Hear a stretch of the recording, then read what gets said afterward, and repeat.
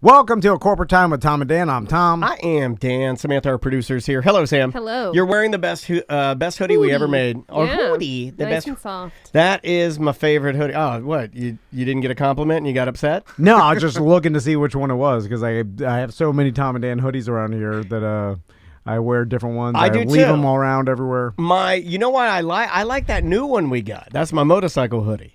Oh, yeah. It's thick enough to because this morning, 55, 57 nice. degrees, I was out there on the scooter. It was very, very nice. Yeah, you can find all of that, all of our gear, maybe even some hoodies, all at tomandan.com. Well, we are getting more of those hoodies coming in a couple weeks. We'll let the BDMs know first, but they sold out in 2 hours, which I did not foresee. Bad. My bad. I mean, we sat here, we're like, should we order? We really did slave over it because we were a Florida podcast in Orlando. It's hot as hell. We almost didn't even do them. Correct. Because we were going to do them before Christmas, and then we're like, I don't know. How did we even get it done? Didn't Eric have to? Because Enemy, I thought their run times were too far out.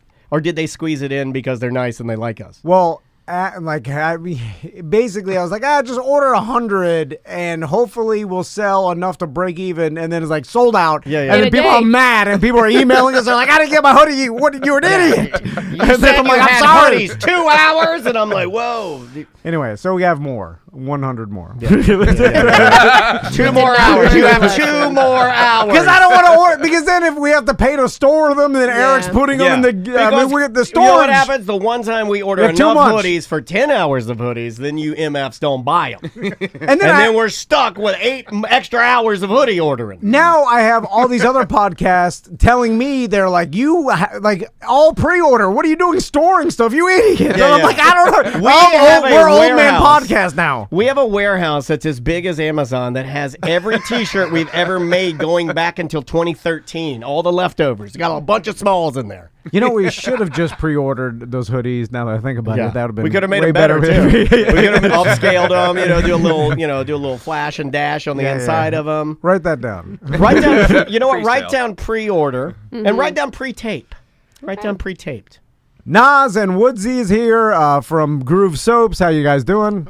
Fantastic. Doing wonderful. You scared the hell out of me when you said Nas and Woodsy are here, and I'm like, no, there's 2 white guys in here. This guy's an idiot.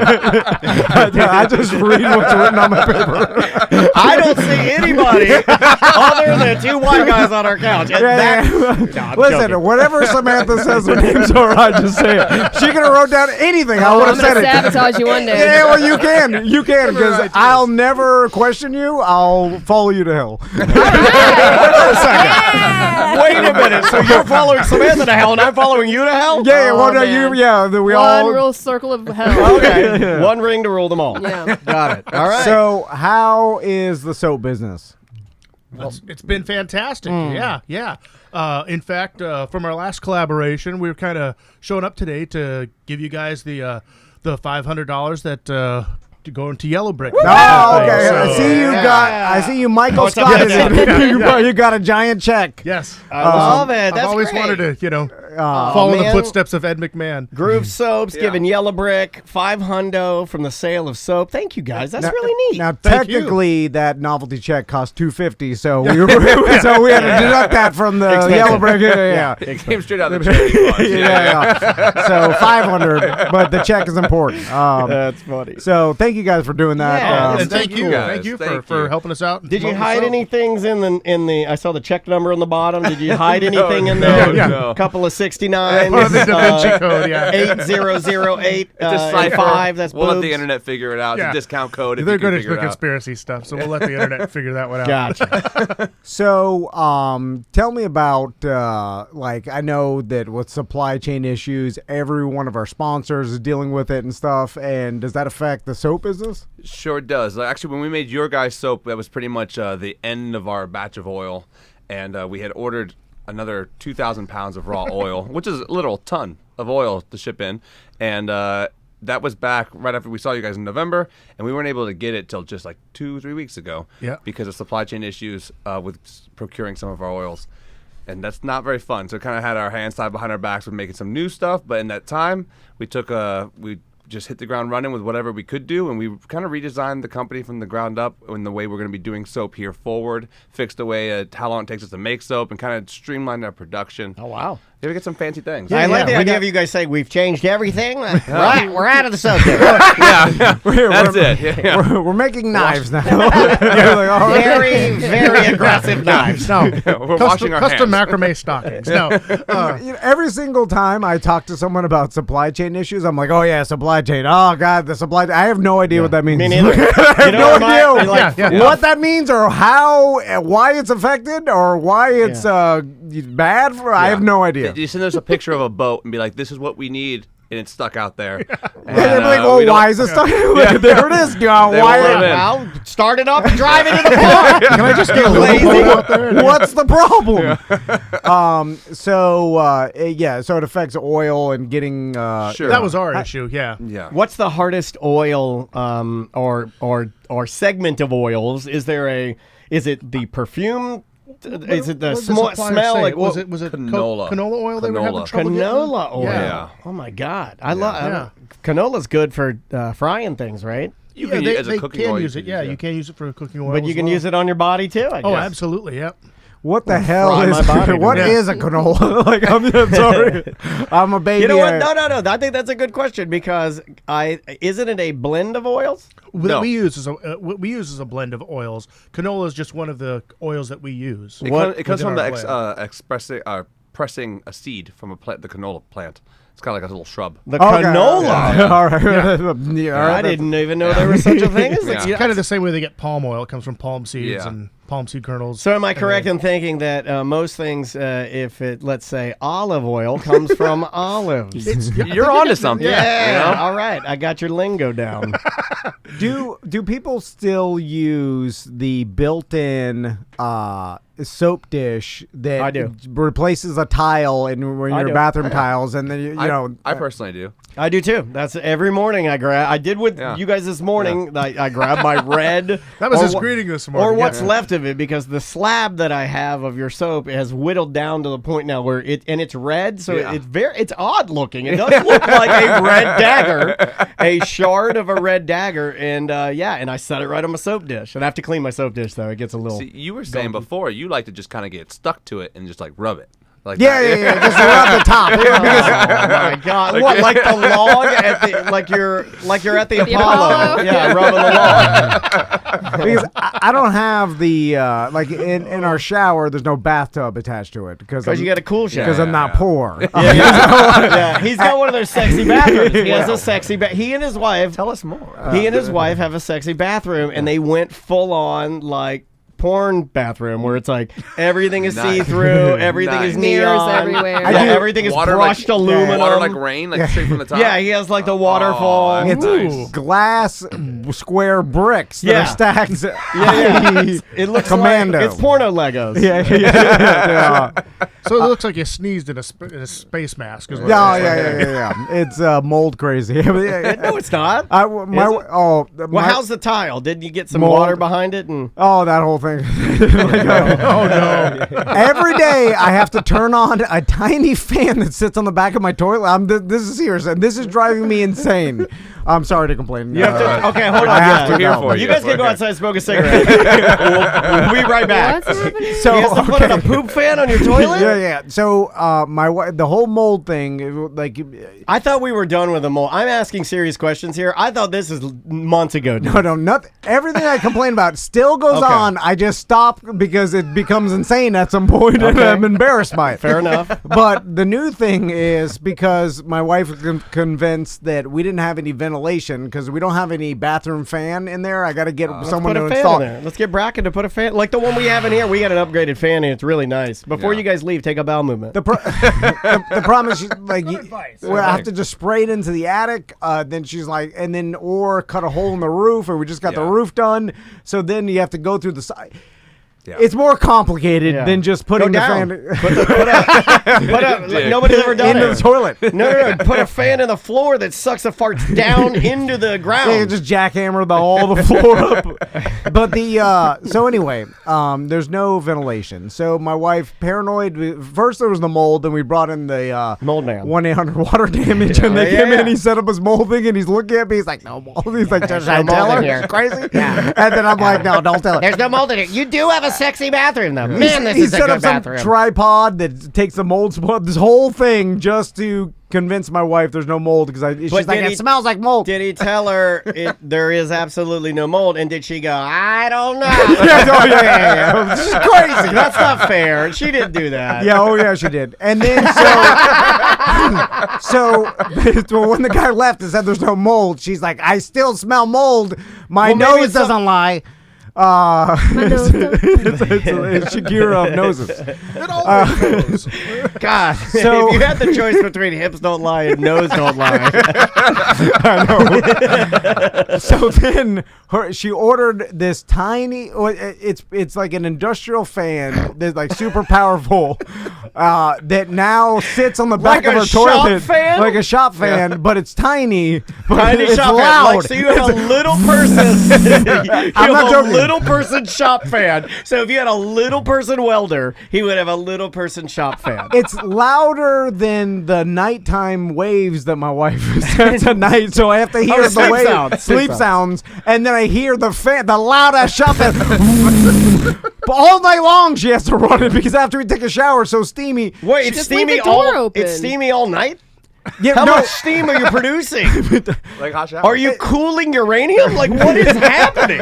It's not even, it's a normal shower steam. It's just. Yeah, it goes away. That's how steam works. Yeah. It will evaporate. Yeah, but in my wife's mind, it settles and causes pink mold on the bathroom. Pink mold? Yeah, it's pink mold. It's pink. I'm drinking Mountain Dew. It looks like my Mountain Dew. I'm drinking Mountain Dew Zero Sugar Spark. And then she tells me, she's like, oh yeah, the pink mold. It gets it. She shows me, like, I'm like, is that, why is the pink? It's always black. Sam, look up pink mold. Look up pink mold. Is that a thing? It's a thing. Yeah. What is pink mold? You guys might know because you guys deal with a lot of old world chemicals and stuff, right? You got lye. Yeah, we don't have molds. But you guys also are closer to blacksmith than I am. Right? That could be said, yes. Yeah, I think you guys are like a craft. So it says it's not actually mold. It's a very common strain of airborne bacteria that's found throughout the world. Oh, just tell her it's bacteria. That'll fix it. Yeah, just tell her it's pink bacteria. Yeah, you call the mold guy for a bacteria problem. Yeah. So Let's bring a knife to a gunfight. I was just going to say that. So I'm glad you didn't make that racial. all of that doesn't make me crazy, but this is what does. So I am an old man now, and I have to pee multiple times throughout the night. Right? Oh, do you pee in the fan Especially and if I slings pee everywhere? No. But I go into the bathroom. I stumble in there. It's dark. I can't turn on the lights. Why not? Because like I am courteous of my wife sleeping. Sleep mask, dude. Sleep mask, you can do whatever you want. No. Sleep mask, I got a mag light right in her face. You can't even see it.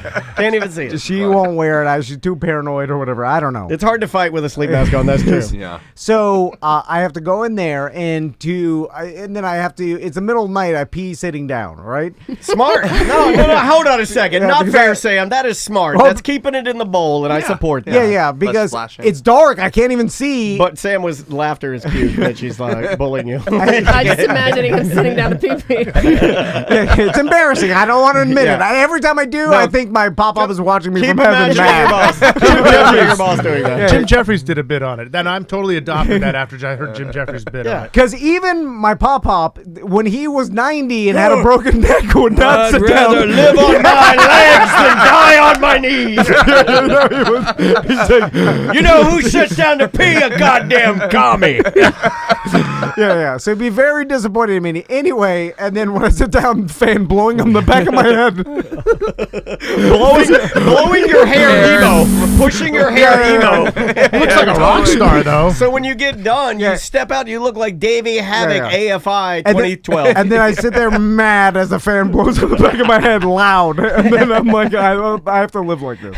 Anyway, It's like you're crapping in an Air Force base. yeah, that's my life. And If then you turn the fan off, she wouldn't know, though. You turn it off while you're crabbing, well, and then flip it back on when you're done. it's a pain in the ass switch in the back because it's some cheap Chinese garbage, and then it's like, and Unplug. No, because it's plugged in behind the toilet. Anyway, Oh, it's this wow, whole. you got it all. It's It's hardwired into the house now. He needs a tiny man just to shut off the It's the fan. middle of the night. I'm tired. You need I'm a just little like, welder. why? Anyway, so let's talk about soap again. So what's digress. next for Groove? What are you guys doing Well, next? you were talking about soap dish, Yeah, and that yeah. kind of is a perfect segue in the sense. So we've been listening to a lot of customer feedback, and when we originally set off to make this our custom soap slabs, they're huge, and you guys have used them. They're like over half a pound. Yes. And for some people, and smaller people, whether it be younger people, it's a little too big for their hands, or they didn't fit on the soap dish by the sink, or didn't fit next to the tub because it's a little too big. So one of our considerations, we're going to start making a different dimension bar. So it's going to be more of a square that fits onto your soap dish. It fits Nice. in your hand better. It's going to be just a couple ounces lighter. But it'll also bring the price point down so that you don't have to buy in and try a bar of soap for $15. It'd be much more in the range of like $9 or so. Oh. And You should make it more expensive. Listen, don't let me give you business advice, but it's just be still like, 15, but it's less. Be He thought of this while the fan was blowing his hair forward. you sell it for more, and you say specialty size fits better and more expensive, Yeah. less soap. I mean, Little person soap. Well, to accommodate, we used to cut the full bars in half. We offer and even quarter slabs, which increases our labor extensively. And also, as we keep cutting it, it delivers a product that's further away from our original vision Yeah, of the yeah. product. What you know? you originally sense. set out Yeah, to do. yeah. It totally You know? makes sense. It's like a yeah. utility product. When you buy it at the price that we sell a full bar, you get a lot of great soap for per ounce Right. per dollar. You know, Sure. and not everyone thinks about soap in a per dollar per ounce kind of purchasing. We do because we're soap nerds and we're like freak out over that stuff. But which is something like a more streamlined experience, and that also allows us to streamline not only the production of it, but we're also going to have all of them now in like boxes that are eco-friendly boxes. We've always been a fan Yeah. of zero Yeah. waste.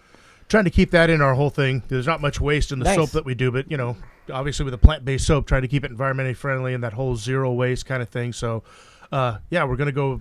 Like, it's trouble finding a recycled box in this large size, and then also purchasing 3 different size boxes for the sizes we're adding. Yeah. So just to kind of being a young business starting out, we wanted to kind of Sure. to compete with the big boys. We want to some of the things we're yeah. learning as we develop a new business. Yeah. So When you order bundles, it would get to your house and you get all the soap, but like then we felt like when it's finally in your hand, you were losing the customers, and it's like you didn't know. They're like, oh, I love the blue one instead of I love Fresh and Clean, or I love the green one. What's that one? I like. Oh, Trailblazer, Yeah. So we want it to communicate, and our story and our brand to communicate all the way to the time we makes use sense. the bar. And Because I do that too. I'm like, where's Yeah. my burgundy one? Yeah, exactly, Yeah. exactly. Which is part of why we did that, because at the time we were starting the business, we didn't have the ability to really buy a whole bunch of packaging. I've got an idea, and you have to promise to do it before I tell you, because That's a that's terrible the deal. Don't take it. Don't take it. Whose side are you on, You got Sam? so Follow me to hell. It doesn't matter. got it on tape. Selfishly, I effing love these. Yeah. I love it when he does the you have to agree to it before you know. So while you guys were talking, I was thinking in my own He mind, wasn't listening, did he? which I often do with everybody I talk you to. were like, I have a recording of it right here. And so, He's like, I was pink bacteria, what's life? So remember in the movies where, and this was like a popular thing back in like 70s and 80s, where prisoners would carve like weapons out of soap, right? They still do that. Shank. Yeah, still do Soap that? shank. Yeah. Yeah. But there was also like when the prisoners tried to escape from Alcatraz or whatever, they like carved a soap gun, right? You remember, like, and then they painted it black somehow so that they can trick the guards into thinking They they had a real gun. So you but want it the was groove soap, black soap gun. Yes. groove soap, Tom and Damn black. Whoa, Samantha's in. now into. I told you it was a good idea. You've heard of the AR-15. Now try the AR So Clean. And it's a actual replica size, Yeah. a Beretta Big. black soap gun. I mean, it's Hand He's got a whittled. gun. gun. That's what we're gonna call it. I mean, he's got We're going to be robbing liquor stores with our soap. I mean, if your kid took that out and pointed at a cop, he's gonna get gunned down. I mean, there's no red tape, nothing.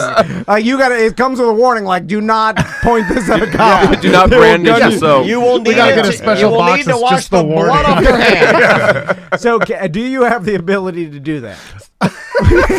Hand whittle the sun soap gun. Well, I mean, we'll we make need a a mold. mold. Yeah. Yeah, we have to have a gun mold. That's the thing. So I guess in the prison soaps. I don't know how great of an idea this is. Well, I'm telling you, it's a great idea. I would like to do. There's a lot of things we can do with soap. I would like to do a long look at our gun. chat room. Okay, go to our chat Can room. we do a long gun? I don't want to do a handgun. That's too predictable. I want to do a long gun. Do like an AR so clean. I want, with everything full-size going, AR? how about a You hold this up like this.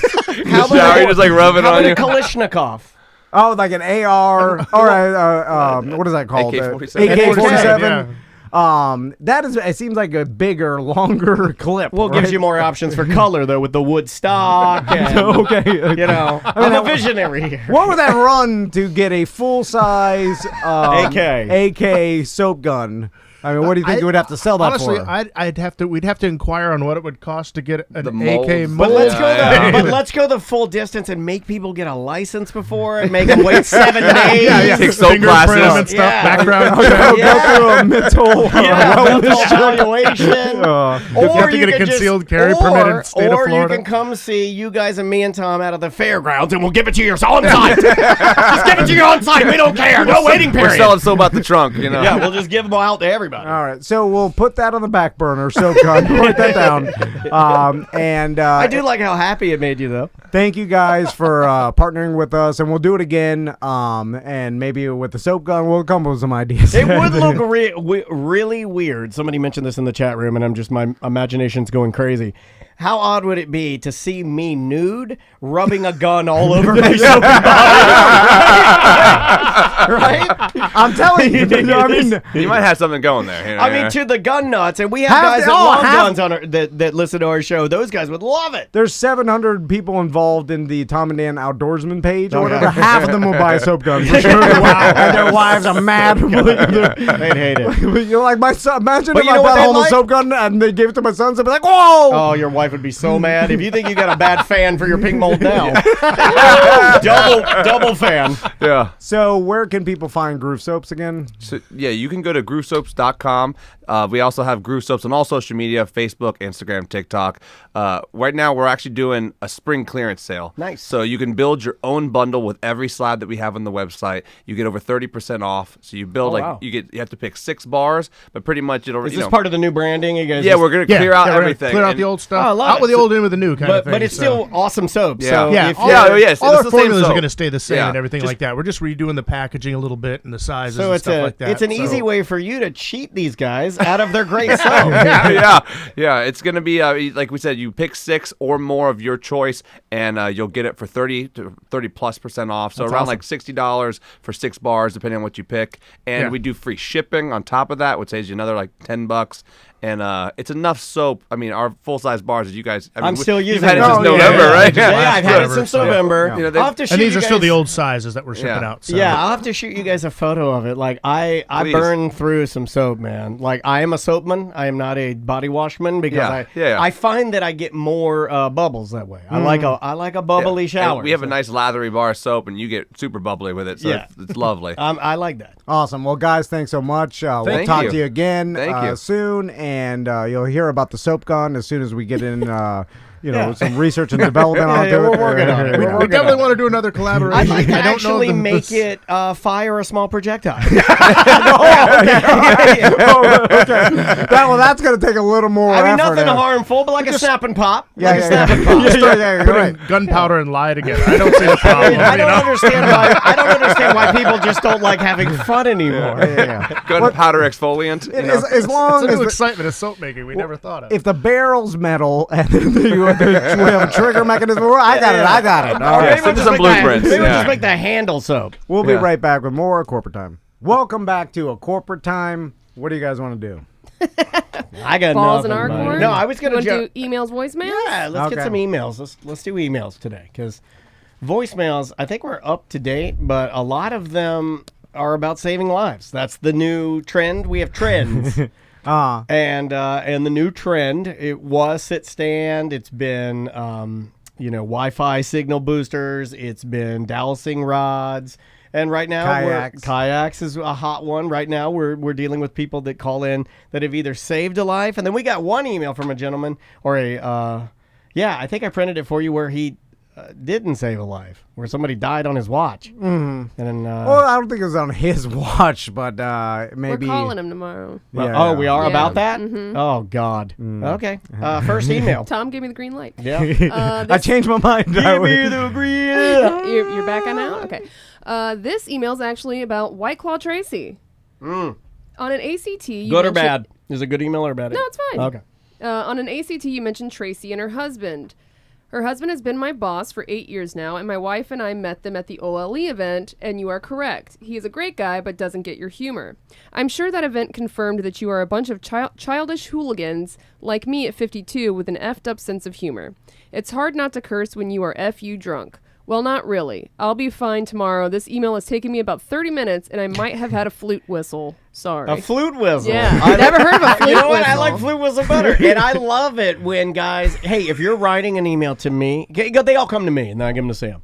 If you're writing an email to the show, good or bad, whether you hate us, like us, whatever, if it took you a long time to write it and you are drunk, put that in the email. I like that. And I appreciate the fact that you worked so hard on the email drunk. Thank you, sir, for your time. We've got more listeners that they only listen and their wife or husband don't, then both listen, right? Yes. Okay, Yeah. Because that makes sense. Most likely one person's going to be into one particular thing and their spouse another thing. But there are some shows that I think both people like the show. No, yeah, but I mean, there's a percentage of our audience that husband and wife or husband and both partners listen Right. at the same time. Husband, what? But probably rarer than Yes. just one. Yeah, I'd agree with that. All right, next email. Hey, Tom, Dan, Sam, and insert salesperson's name here.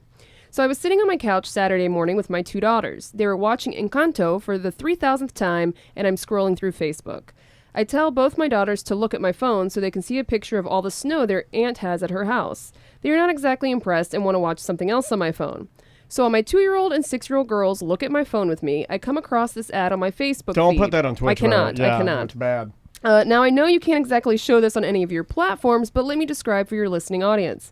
The ad is for CBD oil and apparently works like Viagra or something.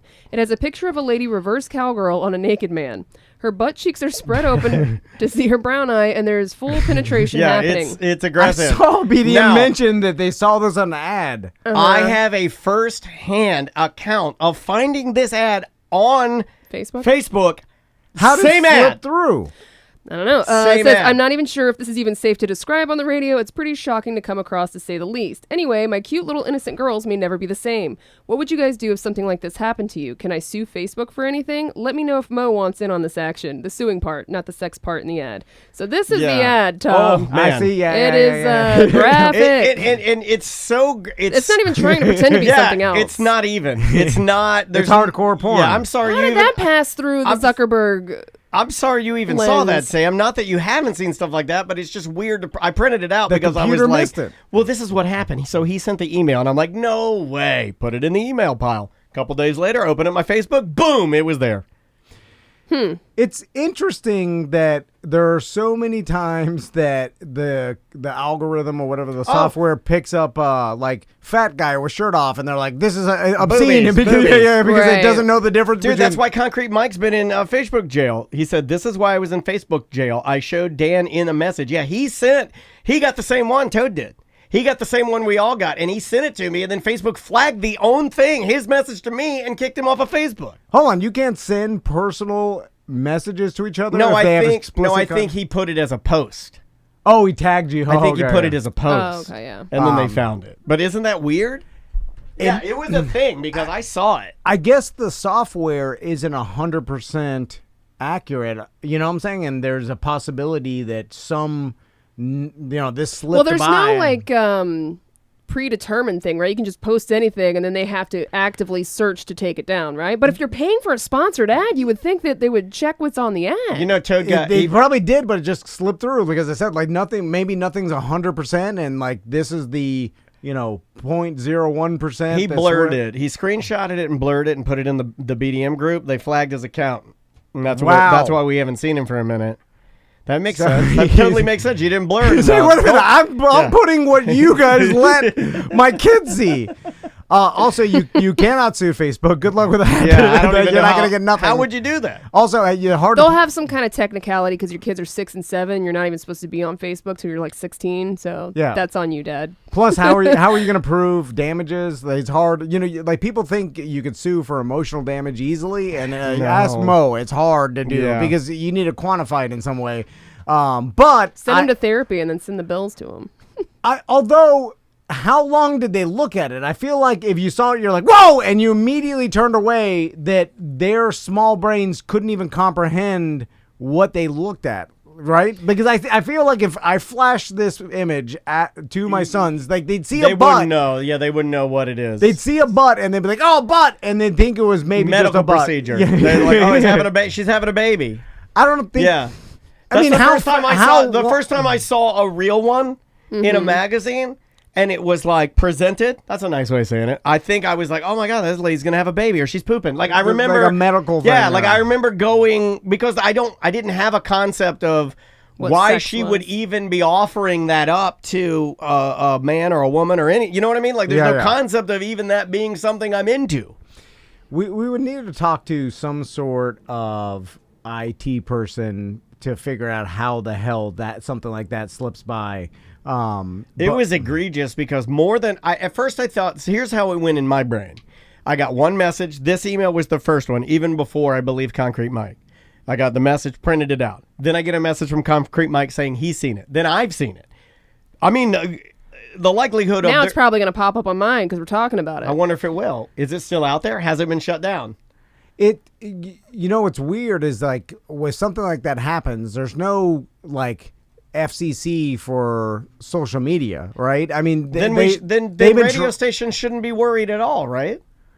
Well, there's FCC for public radio. That's the problem. There's no laws written in for like private companies. Now they've been trying, obviously, to make regulations and make them comply to certain things, and and keep them. Because it's gotten so big that the government's realized, like, this is the way people communicate. Like, more people are looking at this. They have all control. We have no say over any of their business and what they expose. And that's where they try to get rid of false information and, figuring out how to, regulate them a little bit. Yeah. But if something like this slips through, I don't think you have any recourse. Good luck contacting Facebook. I mean, you can't even do that if your account's broken, whatever. Like, so it's one of those things where it's like, that's it. You're showing your kids Facebook, like things like that could pop up, and there's nothing you can do. I stopped doing that with like the Instagram, Facebook, stuff like that. If I'm going to be on that, I'm not going to have my kid around. It's too problematic. Yeah. There's been a couple times, and I'm not saying this is a bad thing, but there's been a couple times when even like rock stars or people that I follow on Instagram will be wearing something revealing, and then I'll catch Maisie going, oh, who's that? Madonna's got her big fake ass hanging out or whatever, and Maisie's like, whose butt is that? Like her butt's out. I don't need that. I'll show my son's TikTok, and it'll show like the like some bikini model, and I'll be like, and then like it's all inappropriate. Like whatever's in my algorithm, it's all like fighting. Like there's some I get a lot of fights. And so, but it's like the stuff I'm exposing them to is not good. Good, all right. Yeah. Well, I'm like, what? I packed. They can't play Minecraft. I gave Maisie for lunch. I gave her peanut M&Ms and a Diet Mountain Dew. She's fine. Good. Yeah, protein. What's the next email? Misunderstood lyrics. Hi, show. I'm sure I'm not the only one, but I can certainly empathize with Tom screwing up lyrics. Oh, can you pause for a second? Mm-hmm. I was slouching. Oh, he's trying to be cool. Podcaster.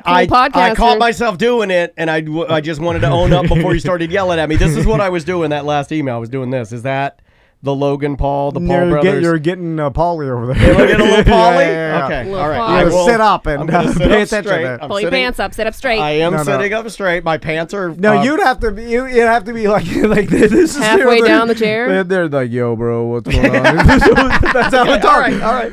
Anyway. Okay. Several years ago, I was programming lights for a big show. I worked on a dance number for 2 hours programming a super complex rainbow chase. I was proud of the results, but the director came up and asked about the look, inquiring if it was some sort of pride shout-out. I was completely confused and told her it was based on the lyrics. Not understanding my logic, she asked me to explain. It was then, in front of the surrounding cast and crew, that I learned Miley was singing I Came In Like a Wrecking Ball and not I Came In Like a Rainbow. In shame, I selected all, deleted, and started over. I feel your pain, Tom. I came So he in did like life. a rainbow. What do you? Hold on, do you you're not an have idiot. ears? I'm like, this is completely different than. In Well, fact, he empathized with you, and now you're crapping You all know over. what? yeah, I'm with because Tom I don't on want this to be one. on his side. Yeah. That's insane. I'm with Tom. Tom's not that dumb. Yeah. Like even Rome. That's dumb. That's thought- real dumb. So, I mean, I was justified in the fact that Rome changed the lyrics when he sings that song to smack her dad around. So Yeah, it's yeah. like. So at least it's close enough. Came in like a rainbow. It doesn't even sound like rainbow. Yeah. I came in like a wrecking ball. It's not. I came in like a rainbow. Have you seen the video? The video, she's on a wrecking ball. Yeah, it's pretty, cut and dry. I like how you spent so much time like designing But something. you didn't spend enough time Oh, proofreading the man. song. You didn't listen to the 5 seconds of the song. I got it. That's called the Tony Palmiotti. I got it. I got 5 seconds of what I need to do. I got it. Or even bother Googling the lyrics at all. Like you have to spend a bunch of time on a project and you don't like I double check myself I double check people's names that I've known for years just because that's how paranoid I am of getting something wrong and be like I still get it wrong. I'll look at a guest and be like, your name's Bill, right? And I'll be like, we have a Bob here. I always get it wrong. No, I'm talking about people's names that I've known Like me. for like no, that's Sam. But like That's Sam. like I'm Dan. like a client You called for me 7 Tiffany years, yesterday. and I'm just like, is it Jim? And then I'll check Oh, man. real quick just before, even though I know it's and Brian Steimel. Yeah, I've heard you do it a couple times. it just like how do people trust their like instincts that much to Well, I be think- confident and be like, it's rainbow. I'm gonna start I think I hours can- of work on I rainbow. can trace this one. I think I can sympathize with this guy and help him out a little bit. He's good at lighting. He enjoys it, right? It's Yeah. something he enjoys. He heard the song. He thought it said rainbow, get inspired. Oh, and then he's like, He started, and then he got that flow. You know, when you get in that flow and you start working, and it was all coming together, and he was doing stuff, and he was just working hard. They're gonna love it. They're gonna love it. They're just riding that high. He got, you know what I mean? yeah. Go off a little half cocked. And you can't even fix it because there is no correlation with a wrecking ball and a rainbow. Plus, Like, it started you to go can't- negative because the person was like, "What is this? Some sort of weird pride shout out?" Like, who even says that? Who even says a pride shout? I don't want any of your gay shout outs in here. Well, they probably were confused. Like, why'd you go with the rainbow theme? It's like with the wrecking ball, couldn't you Miley just? Cyrus. I mean, you could have just said like, you know what? Instead of doing rainbow, I'll just go back. I'll make them all green. Couldn't you have done that? It was so off. The person that criticized you couldn't even fathom There's no saving it. that you thought it came in like a rainbow. Well, it made them question everything, right? Like, Yeah, it's right. so stupid that it made them go like, this person's too dumb to be working here. or he has some political agenda or some like That'd be so gay nice. pride agenda Yeah. that wants to force his. You're a gay terrorist. Anyway, sir, you're nothing like me. But don't ever compare yourself. I'm glad we hashed that out. Next email. Peloton and lane break. Not sure if Dan has seen Peloton's newest release, but I wanted to mention it just in case he hadn't, since he is a Pelotonman and loves video games. It's called Lane Break and is a video game style ride with no instructor where you earn points based on how you ride. Yep. Admittedly, I listen to way too many podcasts, so this is now my go-to for those days when I want to ride and just can't bear to hear anyone else talking in my ears. Anyways, love you all and thank you for always keeping me company, even though I'm currently living far from home. P.S. I added Dan as a friend on Peloton, fully anticipating there was absolutely no way he would follow me back. A day or two later, he did, and oh my god, I screamed and told my husband because I was so excited. So thanks for that small gesture. It put a huge smile on my face. Sweet. I follow everybody who follows me on Peloton. That's what you do. I mean, I love Peloton. And some people might get tired of hearing me talk about it. I don't talk about it that much. Namely, I will post a picture of me Pelotoning every day, and that is my accountability photo to myself to tell me to not be lazy and use the Peloton to activate chemicals within my brain that make me a better father and a better husband. Yeah, a healthier Sorry, I got human serious being. for a second. Yeah, it really does. What's the video game aspect? Dude, it's dope. And I could see your sons, or Maisie even, has expressed interest in it. Okay, you are a Tron cycle. I'm going to explain it the way so you'll understand it. On the screen, you are a Tron cycle, and there are like 5 different lanes. And each lane is a varying degree of difficulty, like from 1 to 5. And in each lane, there might be a modifier or something for you to hit, and then you get points, right? Down on the bottom of your bike, you have that knob that gives you more resistance or less resistance, right? It's right below you, right where your knees are at. You use that to go left and right. So as you're pedaling, if you go to the left, it might get harder. If you go to the right, it might get easier. And you have to choose which points you want, which lane, and that's how how you gain points. Yeah. And you're able to steer it. But remember, as you choose each lane, it might get harder. You might have to sprint. You may have to climb. You may stay in the saddle, and you may go out of the saddle. And it's all set to music with a cadence. It's really fun, man. It is really, really fun. And if you like video games and if you like music, because people ask me all the time, they're like, why do you consistently ride Peloton? Like, I'm coming up on 1,500 rides, which is a lot. Yeah, Chris Fisher, I think he's like, he hit 2,000 rides like a couple of weeks ago. I like music. So if you like music and you like working out to music, it's a no-brainer. I'm a drummer. All I have to do is keep the cadence of the beat for the most part and just increase it, and it's mindless for me. It's fun. You know, it's an adrenaline rush. It's a dopamine. You know, I really enjoy the musical aspect of it. Do you foresee them coming out with a new like hardware for customers, or is that hardware, the actual bike itself, going to last for, I mean, how long? Do you foresee that happening? They're supposed to come out with some strength thing. I mean, like, they've been having a real rough go with the press lately with really bad decisions, and they just recently realigned their entire company with a brand new CEO, and they had John Foley was the main dude. It was kind of his product, and he had to step down because he was making some pretty poor decisions, and the company was aligning itself weirdly with things. You know, it was losing money.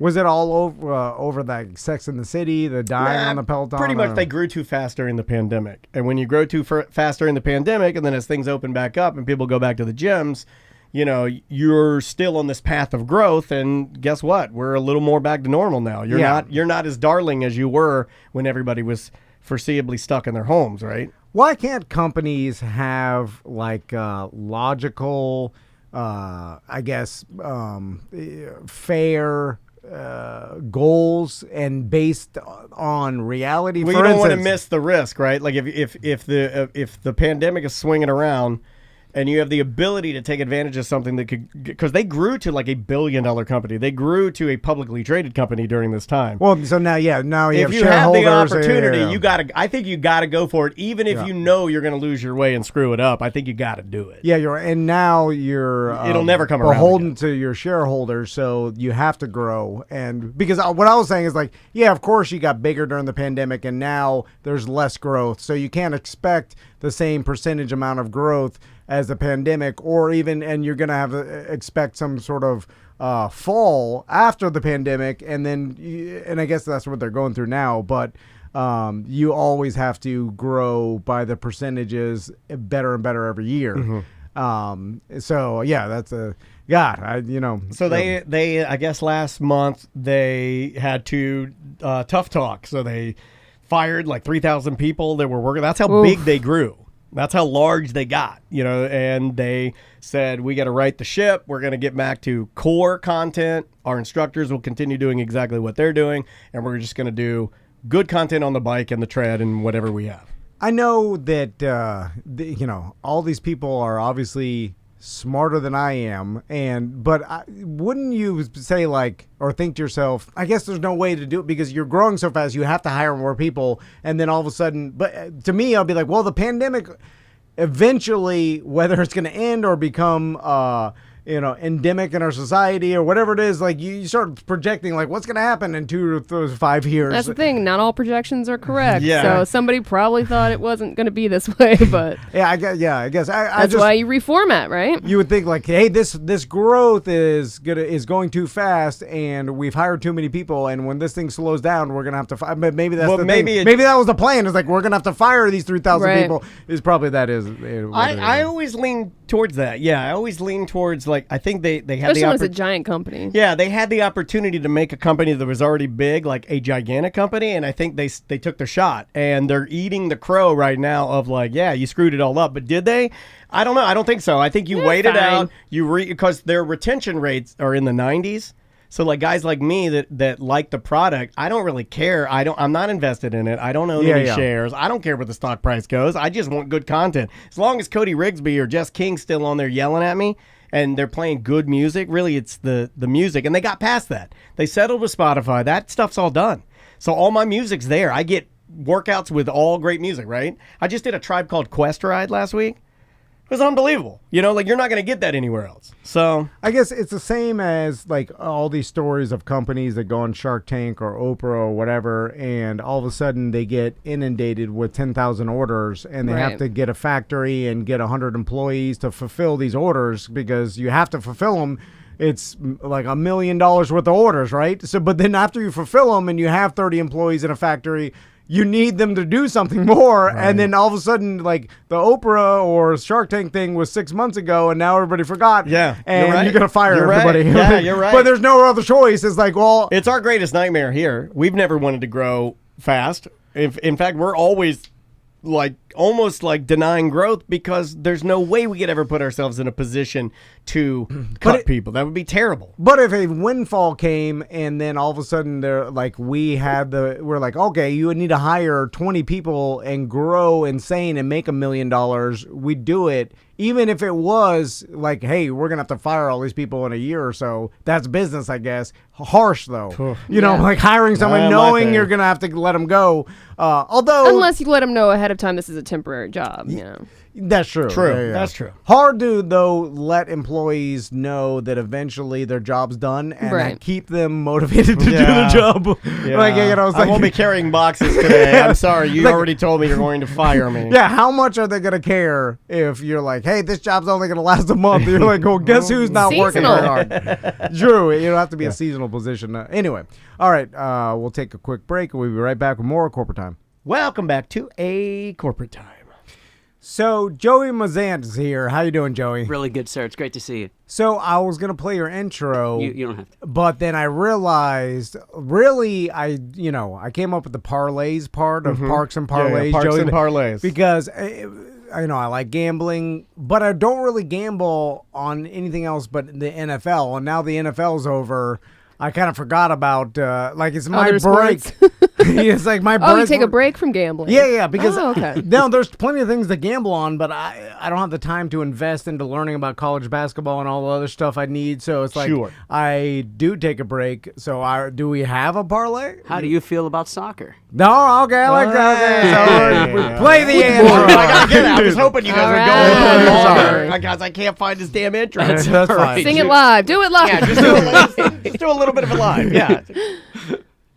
Let's say you be for real or just no, I'll do it. I'm kidding, but once you were gonna do it, I'm like, well, we're gonna stand here awkwardly now. So, Joey, I noticed that I have sitting in front of me some email you sent to Sam. She printed it out for me because she's a great producer, and it's a Venn diagram of a crazy person. So, so what is it? Yeah, it is a Venn diagram. That is a scary diagram, though. So what this was is, and I knew this was going to come up, and nobody wants to say it, but I got no ties to Disney except, I'm just going to be honest with you. This is the Galactic Starcruiser. This is what you do. This is 1% problems. If you want to spend more money on a vacation than most people spend on their first car, this is what you do. This is the new Star Wars hotel. Okay. Oh, okay. So that's what we're talking about. All right. I'm all ears because this thing, they're doing a soft opening kind of like right now, right? Correct. Where I believe if you are friends and family or related or have tons of money. Or your name ends in Lucas. Yeah, or your name ends in Lucas, that you are able to go and experience this thing right now. So where is it? directly behind Hollywood Studios, where the new Star Wars land is. Yeah. It's right behind there, and it is a hotel that looks like a giant spaceship. Interesting. I didn't even know they were building this. That's how little I know Really? about the parks. I never they've even been talking seen, about this for a long time, man. I haven't seen this in like pictures or anything. Like usually you'd see some like, oh, look at this. It's been out there. Yeah, I well, but haven't you're not seen a it. theme park guy. No. But yeah, and that's also an interesting observation to think that you're not completely aloof. It is a little shocking, maybe, and maybe a bit of a tell, right, that you haven't seen this. Because I think am I correct in thinking that the initial reviews that I've been hearing, this thing has been getting chewed up? Correct. So the entire thing is themed Star Wars. It is. Are you familiar with the vacation, where let's say you've always wanted to be a mechanic, and you take a vacation where you actually go to a mechanic and they teach you how to do things, and they break it up in a fun way to. Oh, this teach is you. what Jim Phillips does, like where he goes away for 2 weeks to some Yeah. canoe camp, and then he becomes like an artisan, and he's like carving a canoe out of a tree. So it's like, they teach you how to do something while Fly a ship, build a lightsaber. You're literally spending $1,000 a person a night to learn how to be an Uber nerd. And it's all inclusive, so it's they call it a Starcruiser, right? And it's kind of like you're on a spaceship, so it's like you're on a Disney cruise. It's like a essentially. cruise. Yeah. But it's a land cruise. Hold on a second. Yes, they Hold ripped off on. Land Cruise. Hold on a second. Como. So it Did you just yell homo? I said Como. Oh my god! I'm sorry. Absolutely For a not. split second, I didn't think that was your brand, but I for a split second I was like, oh my god, they got to him. They got him. They changed him. I thought you just called me or yelled me. You're like, homo! I'm like, well, I don't know how to take that. You're like, oh, Calm down. give you a Bill Cosby calm. Okay, Just so, for the record, Joey did not say that. I said Como. Call Mo. So essentially, you go to this resort and they treat it like a cruise, where everything is all inclusive. Like all the activities are there, and basically you just stay within So the this resort. is like hedonism for nerds, yeah, You're not wrong. right? is the hotel It's shaped? sandals. Well, with families though, it's not quite hedonism stuff. Well, but I mean, it's like sandals. It's like There you go. I don't mean. I mean, like it's themed. It's like you want crazy sex with everybody, hedonism. You want all inclusive and Star Wars, and family friendly Galactic sandals. If you like, it's all right. So what happens is they roll you out of bed in the morning and you get a phone call that says, "This is the Galactic Empire. Are you a good guy or a bad guy?" And you're like, "Bad guy." So now they got your path chosen. And you're like, "Today you're going to do lightsaber training from 9 to 10. And then at 10, you're going to meet a master Jedi who's going to tell you stories from his youth. And then at 11 is lunch." They're just day planning crap for you at $2,800 a person for 3 days. If you got to be, I don't want to say, kidding me. Yeah, it's, but like, God. Well, I mean, there's If a you're lot of into it, Star yeah. Wars nerds out there Yeah. that that have money and they've spent it on a lot of other garbage that's not this. So it's obviously they've done their market research and it's packed out. So everybody's spending the money, right? Funny you should say that, Tom. Oh, okay. Hence the Venn diagram. Okay. What happened is over 50% of the people who have pre-booked have already canceled. Really? It is getting the worst press. It is the worst press I've ever seen in my life because for a people, Disney resort. for anything. I'm talking, if you're going to spend $3,000 to have this amazing trip, you would think it would be a thing. They canceled all of the acting, all of the performing. Really? It's so what do you Really? get now? oh my god! Like, so now am I still on the hook? Or are they going to bargain basement price this out? They're going to price it down? I've never seen. Let's talk both franchises. I've never seen Disney or Star Wars fail No, at me anything. neither. You know, really. Well- which is why they're swiping this under the rug so hard. Well, you have seen People are asking for Bob to step down because people are not happy with Really? how Correct. Disney's been Yeah. going. about this. This is just, the icing on Well, the cake. Is it because of the money? People Yep. are like pulling out. People don't feel like the value's worth it. So back in the Eisner days, Interesting. Michael Eisner was a genius in branding, whereas he spent the money. And we always joke that Mickey's leg would look like a NASCAR. It would be branding all the way down his legs. Right, But the right. man got work done. These new people are like, we got to keep it family friendly, but we're trying to spend the money. So now park tickets are $8,000 a day. It's like, whoa, Yeah. pump the brakes. Can't you just maybe outsource a few things? It priced us out. I mean, with the way with what you get Priced a now, lot of people out, yeah. Like I love it, but I don't love it as like obviously Sam's an Uber fan, and I take that into consideration. Of course. But like we had to choose, and with a kid, and not the availability of going sitting there and not getting what we. It probably is way better now that things are more open now, and all of that. But yeah, it's gotten extremely expensive. Dude, even with an annual pass, being that I could book 5 days out, I still had to buy a one-day ticket to take a family because there was nothing available for annual pass holders. Wow. So in addition to my $1,500 a year, I then had to cough up another $150. So what do they think they're going to do if this thing's not doing well? They're going to have to lower some rates. That's what they're doing now. But that's going to lower the experience because the idea is they're also paying a bunch of, let's just say, Disney bloggers and podcasters to go for free and give good reviews. But they're not even giving. But not that. But they're not even giving good reviews. They're giving subpar. They're like, this was an enjoyable experience. Was it fun? Well, it was enjoyable, and it's like, but was it fun? Are you happy you did it? Would you do it be again? Worth the money if you had to pay full price? And nobody's saying yes because they don't want to put their brand on the line. It's hilarious. So, oh man. Okay. Well, I kind of feel bad because I want not for Disney and certainly not for a corporation, but whenever there's an idea that I think sounds cool, I'm not a Star Wars guy, but. I'm trying to think of something that, like, if you could put me... Dan gets to go for 1 week, and he can go and actually play on stage with Foo Fighters, play drums for Taylor Hawkins, and get the full Rockstar Tour experience. You know what I mean? Like, I want this to succeed. So it makes me sad to think that they spend all this time and effort into something that, when you just tell me the idea, I'm like, oh, dude, that's a home run. It's a great idea. It's a home run. Yeah, but maybe it was thought of, like, or the idea is solid, but the demographic isn't into what the idea is. For instance, let me explain. I think you're right. It's because, like, all right, people who like Star Wars, right? Like, they like the movies, right? They like the getting a lightsaber, dressing like Star Wars, all this stuff, but it doesn't take that much effort. Okay, see what I'm saying? Like, it may, you order the stuff, you watch it. I mean, how much effort does it take to watch a movie? You're sitting there, you eat, you watch a movie, whatever.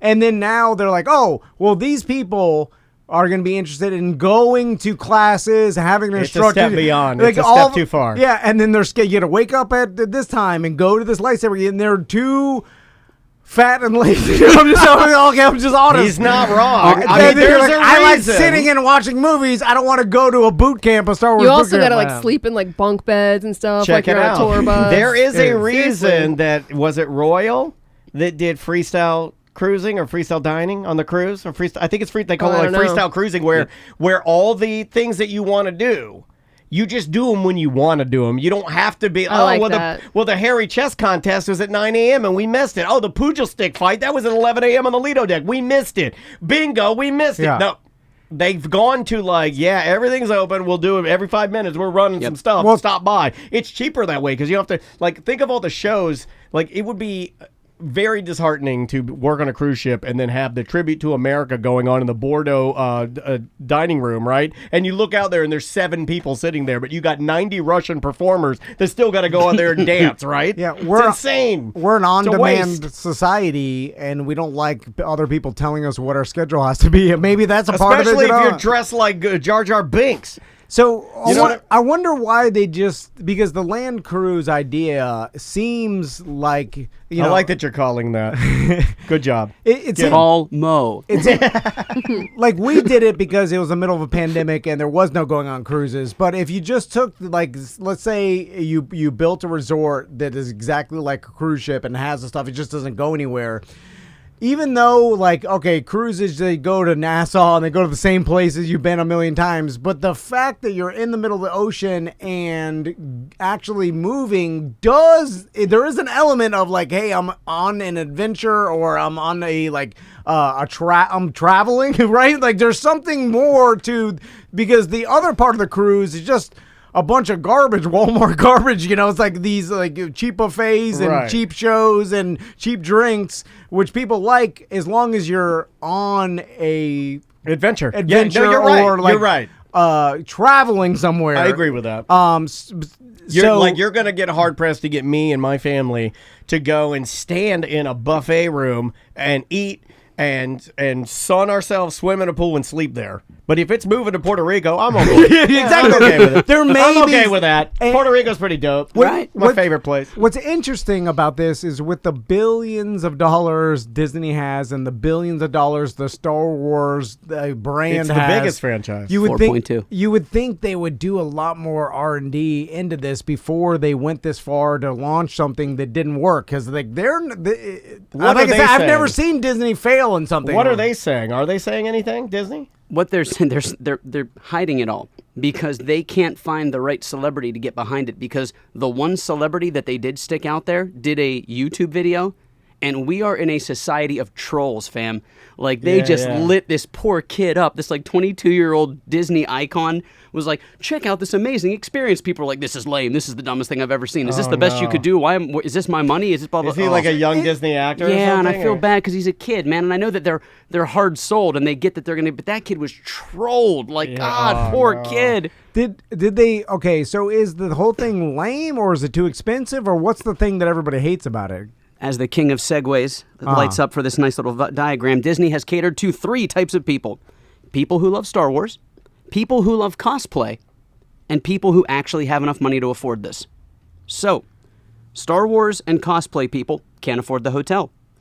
People who love Star Wars and people that have money are the butlers of the world. They would rather have rare collectibles, $300 lightsabers, $800 stormtrooper helmets. Right, odd. They don't want to stay at the hotel. Like authentic stuff. Yeah, like odd, weird. Yeah, he Yeah. does love. Which yeah, I heard, like yeah. some people are complaining about, like the costuming and the makeup of the So actual bad. characters are really bad, which is not really on brand for Disney. So everything's a little more watered down now. Maybe they had to make it a little cheaper. Yeah, or because it's a Bobo, because, hotel. yeah. I mean, like there's. but they're putting on full-on performances there. But thank you to Sam, because people who love cosplay and have money that I've talked to said, well, if I'm going to spend money to go to a cosplay-themed hotel, I'd like it to be a medieval castle or a pirate ship or something where I can really do it up. I don't want to spend $3,000 a person to dress in a bath towel and say it's a Jedi robe. I didn't Because think there's about not that. enough. Well, yeah, I mean, Jedi's got the lame ass robes. That's true. yeah. I Well, like Jedi's. The and I like villains got cool stuff. I mean, you get Yeah, the red armor, horn yeah, yeah. guy. Oh, yeah, dude. and The 501st, they're cool. The charity organization. George Lucas has an organization called the 501st, and Yeah. they're all over the world. And to join the 501st, your costume has to be approved by Star Wars people, and you get to go to children's hospitals and dress up like characters and talk. It's beautiful. But that's... I mean, my brother-in-law Nick has a stormtrooper costume that set him back $3,200, but Yeah. he feels good. He goes to the children's hospitals. He walks in parades. That's fun for him. But $3,200 for a costume Right, to then right. spend $3,000 to a hotel. You're in for $6,000, and you haven't even. Good Lord, that's Yeah. so much money. that is a lot. And then you start looking at it, and no matter how much you're into Star Wars, you're looking at a $6,000 vacation, and per was it like with your family or whatever? I mean, No, that's $3,000 a person. So if you're a mom, dad, 2.2 kids, and 0.8 dog, you're in for $15,000, bro. Yeah. What's so, weird I mean, about you're that too is that you're going all, on- I think where it's missing the mark maybe is the simplicity in what you were saying about the adventure, and just the idea of at its very core, a cruise ship is taking you from one port to another port. You could literally just be laying on the deck with no food for 3 days, starving, but you still are getting a ticket somewhere, right? Correct. This you're really just taking advantage of air You're staying at a conditioning resort. in Orlando. Is there a pool? Do you have to like? I can't see there being a pool. I know, and I looked into honestly, that. Inside the I have not spaceship. seen a single picture of a swimming pool once. At And least where at do the you Grand put your Floridian. robes? I don't want to get will the chlorine ruin my robes? It's So the idea. sorry. it's so bad. It's looking so bad. The idea Wow, that they man. had was, all right, a bunch of people will get immersed into like this cosplay experience, and we're gonna make it corporate, which no one really And has it's a before. two-night thing, right? It's You have only to. 2 nights. 3 You days, have 2 nights, to. 3 days. Yeah. Yeah, and you have to do it that Right, time, right? right. Like, you And you can't can't just, do more or It's a less. scheduled thing. Yeah. I was gonna pop by there with the mistress I cheat on my wife with and just pick up a night. Ahsoka Tano. Why not? because you know what, all these Like the people like. Lou Motel on 1792. Speaking of Butler and like, I'm trying to think of other people like a Mike Aiello, who's he's just more horror, but no less Star He Wars. likes Star but- Wars. but Yeah, yeah, he like, likes that stuff. but it's like I feel like they all have different tastes, and they're all into different versions of Star Wars Sure. for different reasons. Like you said, Butler's into collecting the more rare stuff or making his own things. Yeah, he loves making And- his own Yeah, stuff. and then other people are into it for like hardcore Star Wars like memorabilia, like that all this different reasons and some cosplay, and then you're right, when you put it all together and you're like, here's a one-off experience that everybody has to do, like nobody can agree on what they like about it, and they're so expensive. I have crazy. every piece of glassware that Disney's ever put out that was Star Wars themed because I like beer and I like Star Wars. That's So it cool. made sense to me. And that's kind of have them on display so that other nerds of equal or lesser value can appreciate me. Sure. And that's fun, but that's my side of it. So if I go to this Galactic Starcruiser, I go, I'm going to be at the bar from 8 a.m. to 8 p.m. Wait a minute. They make him do a fake muster drill? No. I'm not paying $3,000 to do a check, muster please. drill. It's the worst part of the, like, I you know. don't even, you're, Sam just put something in the chat room that is straight up a deal breaker that Yeah. I did not know that not at all. There's Nope. no alcohol included at all in Well, that you have to pay price. extra, yeah. Whoa. No, I know, but extra, if I'm going on a cruise, that's extra's going to get out of hand. I Food mean, and beverages are included except for alcoholic beverages. Oh, I'm going to have to refinance my house to do this thing. well, I'm going to have to stay home and just let Andrea and Maisie go, right? 2 Because days of drinking could be that's- $600. Yeah, exactly, on Like, top of the $3K. Yeah, and so, yeah. Well, I this- hope they get it ironed out because I like the idea. I don't want to crap on something that What? originally I thought was cool. It makes me sad though to think, that they're ruining something or that eventually it's just not going to be because I couldn't get it off the ground, couldn't get it to work. It's weird to me. They just I like that. Would you like to stay at a Disney resort hotel before or after your Star Wars Starcruiser voyage? They're trying to get you to stay at a hotel before or after the 2 nights. Why not? Wow. It seems so. Again, I'm sure these people thought it out way more, and there was a lot of preparation in this. But why not just make a Star Wars themed resort? Exactly. That And makes- then just dude. on premises, and if you want to go to like Star Wars land, They try to then- go too big. Yeah, yeah. I it's- have a theory for that one. I mean, just put the money into like all the inside stuff. Make like different, your would've been- hotel room It would looks have been cool. easier too, and I think we could get more money if you and I had done this. I would have said, "Hey, I'm not saying we're business geniuses, but I'm saying you look at this and I go, you can't go that specialized. You got to open it to everybody, and like you got to have some rooms that people just want to stay in a room that looks like Darth Vader's around. You don't Yeah. necessarily want to wear the robes. I don't want to have a sword fight with him, but I do want Yeah. his presence on property. Like if my sons, if I want to stay at a Disney resort and go and see Star Wars Land, like I'll make a deal. We'll stay at the Star Wars resort. Like we'll stay in. Like, and they can go there's to the Sith Kids Club. Yeah, there's Imperial rooms, and maybe there's like what's the other The one? They go to Rebels. the Rebels rooms, and it's like and Rebel they're- Kid Club. They're rebels. and Put it's them a- in the thing. And it's not the whole room is themed, but there's a tip of the cap to like little things, or my kids are excited about But it. I still want to go to the pool and get myself a warm land Yeah. shark and sit there like a mad dad. have a pool shaped like the Millennium Falcon or whatever the hell's called. You call it the Millennium Falcon? I thought you said the aluminum falcon at first. Call it the Aluminum Falcon. The aluminum falcon. I don't know the thing. Your sons do, and you need to know for them. No, they don't know either. They're just as dumb as I am. And they, but anyway, it seemed like that. Then I get behind it, be like, oh yeah, saying it's still gonna be Disney No, because resort Disney's prices. done that. They had that Cars World where it's supposed to look like, what is it, Radiator Springs? Yeah. And you're there and you look around, you're like, damn, I'm in Radiator Springs. But if you want to turn around and have a warm land shark and get in the pool, it's available, right? And they don't yell at you. They They don't still say, have sir, it? you have to stay in character. Where's your robe or where's your lightsaber? No, Right. it's like, if I want to be a fat dad with a warm beer, I can, Yeah. while my son or daughter is immersed in Cars Land. I don't want to go to the Jedi training at this time and go to the thing and go to a fake mustard drill. I don't and want to all get a that. phone call either. You said they call me at 6 a.m. They're like, you got to pick whether you're good or evil. I'm evil right now. I just want at 6 a.m. I want Mace Windu to call me. I want Samuel L. Jackson screaming at me like, y'all gotta get up now. Doesn't Disney know that their entire demographic is fat, lazy alcoholics? Because- that's what America is. But why not cater to America? Because one of their biggest demographics is childless millennials with extensive amounts of credit card debt that don't care. Yeah, but that's what they thought this was Then they going to be. obviously don't spend enough time around Epcot watching the people that don't need porter scooters, riding porter scooters, and Salute. drinking IPAs. Salute. All around the world showcase. It's nothing but a sea of people that don't need scooters. So what's going to be interesting is how they pivot from this, because I bet you they do pivot into just making this A a regular hotel. resort, right? Well, they might build another one and make it. The reason why they're doing this is because people like I can't speak on your behalf, but I'm sure I'm in the wheelhouse. But people like Sam and her husband, on a day off, you go to a Disney hotel. You might go to the Grand Floridian and sit at the bar. So they don't want people like us sitting at the Enchanted Rose bar drinking $8 beers. They want these billionaires that stay there drinking $32 vodka martinis. But If you go there, you park anywhere else, you head over. The Star Wars Hotel, you can't go there unless you're staying there. So that's it's super inclusive. What if you have friends in town and they want to meet you? They can meet you in Disney's Hollywood Studios. Oh my God! Boy, they really made this thing difficult, didn't they? They 1%ed this thing like hard. Exclusive. Yeah, I get it. Doesn't appear to be any pools. I think it's all inside a Starcruiser building. So my point in a time not when enough people to afford that. This goes to Tom's R&D comment. At a time when you know that people are buying land vehicles, RVs, people are getting outside. We're sick of being cooped up. You decided to roll your dice on a warehouse that we get to all wear our robes and stand in the air conditioning with no pools. Because in space, no one can see you swim. Yeah, but the one cool thing they did say, this is like the Harry Potter train, is that like I guess your window in your room will make it look like you're in space. Yeah. Well, just go to Space 220, the restaurant, for that. Yeah.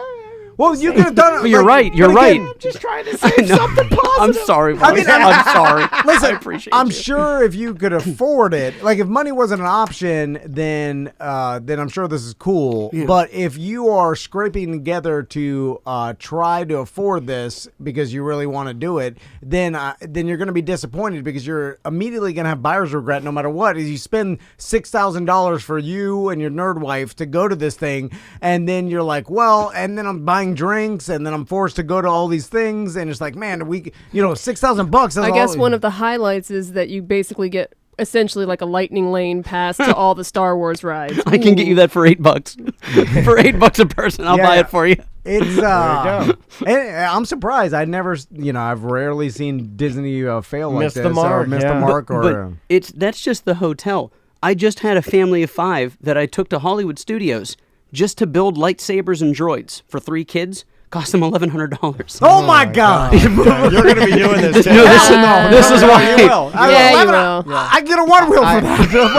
$1,100. No, you can't. The Crow will call you down. But you ain't gonna get those no boys will one get wheel. what they want. We got to take them when they're too young, so I can be like, "Oh, that store's not open today, guys. We'll come back later." They're already too old. They're already too old. I'm already in this club. I'm buying tap shoes every other week and dance shoes. It just makes me so happy to know you're going to have to be on the hook for a $300 droid that does nothing. Piece of plastic. That they'll only play with one day. Oh, it goes back and forward, left and right. That's it. The only thing I got going for me is my sons are like me. They don't care about nothing. Yeah, they're like, we don't care. Yeah, they don't ask for it. They just, they want to go play video games and sit there or whatever. Like they never like, hey, please take me here. Like they have no concept of what is in the world. That's so funny. They never say like, I want to go here. I'm like, we tell them like, you ready to go wherever we're going, and they're like, all right, yeah. Like we want to go camping, we'll go camping. That's all. It's the same. I can yell anything at them. Anyway, so that's pretty interesting. I guess we'll just we'll see where it goes from here. What you came in all excited about a particular parlay that you had, bro? I thought of you immediately because I was like, I think I found the golden goose, man. And I don't know. I know that you have to bet with 2 separate. Can you say bookie on air, or do you have to say gambling associate? I don't know. You can say anything. Well, you can say someone's name. It doesn't matter. Yeah. No one cares. Don't dox them. No, you could say no one cares about gambling anymore. Fair enough. Yeah, I don't think so. It's right up there with marijuana. Yeah. I was openly gambling on social media with BDMs, and people are like, "Hey, you're not allowed to do this." I'm like, "Oh, who's gonna give me gambling police? That don't even exist." Fair enough. You can get, you can do whatever you want. You remember 2016 Leicester City? Do you remember this was the biggest faux pas in gambling history? The Leicester City the Leicester City Foxes were given by UK bookies 5,000 to 1 odds to win, and they won. So if you put $10 on them, that was $50,000. The bookies lost. They said that 44% of the bookies in the UK filed for bankruptcy because they couldn't cover their bets on this thing. No wow. way. So they posted wrong odds. Now, were they incorrect? Like, was it supposed to be plus 500? The last time they won, I think George Washington was their coach. Yeah, no. So they accurately posted a long shot. It was and accurate, and the team rose to the occasion. Yeah. And then, of course, like every Leicester City fan. Jamie Vardy was still, right? Yes, sir. Yeah, Jamie Vardy on Leicester City. This happens every once in a while. It's an anomaly, but with long shots, because the pure fans will put like 10 or $100 on this bet because they want to root for their home team, and then when it hits, the bookies get screwed. It's why I put $40 on the Detroit Red Wings to win this year. If the Detroit Red Wings would win the Stanley Cup this year, I get $16,000 because I was like, look at these odds. I have to do this. Yeah. You know? Like, it could potentially happen. Most likely it's not. Okay, right. so what do we got here? So what I got is Liverpool at 3 o'clock is playing Norwich City. Okay. Now, Norwich is tanked. They're getting 14-1 odds if they win. However, Liverpool's getting 6-5. So if I throw $240 on Liverpool, I win 200. And then if I throw $200 on Norwich City, I win 2,800. So I either win nothing or I win $2,800. Oh, so you're going to middle kind of. Yes. And now these odds are because this is the thing with gambling. When you announce like, hey, here's a good bet, all like bookies post different odds for the most. Like some are the same, some are universal, and they all kind of copy each other. But sometimes, and a lot of times, they're different wherever you go. So you go to Bovada, you go to MyBookie, you go to all offshore accounts, and their odds are going to be a little different. That's why they tell you to price shop, because you could find the best price sometime. And using one bookie is foolish if you really want to get the best price. But this is available on some offshore sites. Yep, on the UK, and that's why I figured. I mean, you guys are the most popular podcast on God's green earth. I assume you might have somebody from the UK listening. That this is, anybody from the UK. Watch out, Rogan. If anybody from the UK makes this bet, I'm just saying, good on you, because we found the loophole. So I like now that bet. this could get corrected, because usually, bookies would go out of business if they post, odds on both sides of a bet, that if people bet on both sides of the bet, they could come out a winner no matter what. That is how you go out of business. And usually they find and correct that flaw pretty quickly. When'd you find this? I got this about an hour and a half before I came here, and the game was at 3, so I was able to secure one bet with one guy and one bet with another guy. Oh, I love it. So I'm either going to break even or win $3,000. I love it. That's fantastic. That's how you win. Now I'm starting to understand this more, because you've been telling me that you just got to be looking for these things and finding them, right? Yeah. Although this opportunity is pretty rare. A little more where you can bet both egregious sides of right, it. Yeah. If I win the 2,800, I'll take you to the park and I'll buy your boys the lightsaber and make you look like the hero dad. There you go. That'll be my thank you, because I only bet because I was coming in today.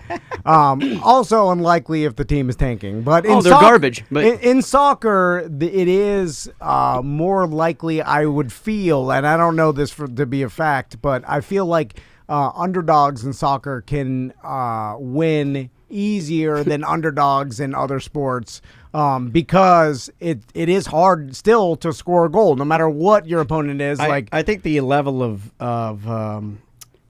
varying degrees of players and their energy level affecting the outcome of the game seems more dramatic in soccer to me. Because you see momentum in football teams in American football, you do, but not in the degree that when you see momentum on a soccer team, sometimes you see it and everybody's just chopping. And I've seen underdogs win in soccer by they somehow score a fluke goal early, and then they just sit and play defense the entire time, and then the other team's superior, but they're rushing to try to score a goal, and then they're missing, and their goalie's making great saves. It's still hard to score a goal in professional soccer. So then that's how huge favorites lose, The over on this game is 2.5. So think about that.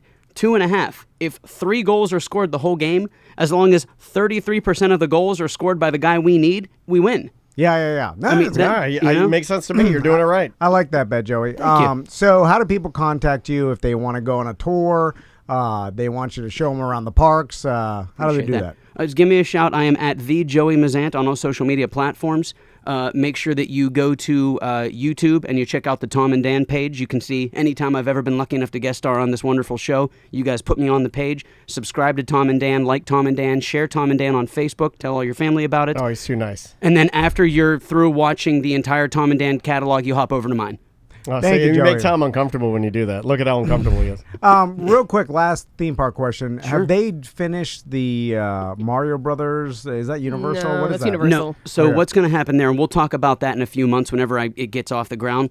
They had to move a couple of things. Originally, it was going to have its own land in Epic Universe, which is the new hotel they're building. Okay. The rumor is they're actually going to take over the Kid Zone, which is where Woody Woodpecker and E.T. and all that is. No, Woody Woodpecker's my They'll favorite. never get rid of ET. They won't get rid of E.T. because of Steven Spielberg, right. because he said, if you get rid of E.T., I will quit as a director of He's marketing. keeping that contract. Oh, I don't yeah. know why, but I love it. He did He's say dying that. on Get that ET. poop monster out Yeah, of there. that sucks. My BH kids, Planet Hill. my kids don't like it. They Everyone Oh, hates I love it. It's the yeah, worst. I won't even show them the movie because I know they'll hate it. The only good Like, thing is that when you're going through, when they say your name, you just say Epstein. They don't even do that anymore. I know. No, but that the used to biggest be one, the best dude. part. Wakabayashi is the biggest name. Oh, really? Yeah, goodbye, Wakabayashi. He always stumbled. I would tell the kids in my family that they'd laugh their asses off, and I'd make them all say the same name because they thought it was broken. It's like, goodbye, Joe, Joe, Joe, Joe, Joe. And they're like, is he broken? And I'm like, we did that.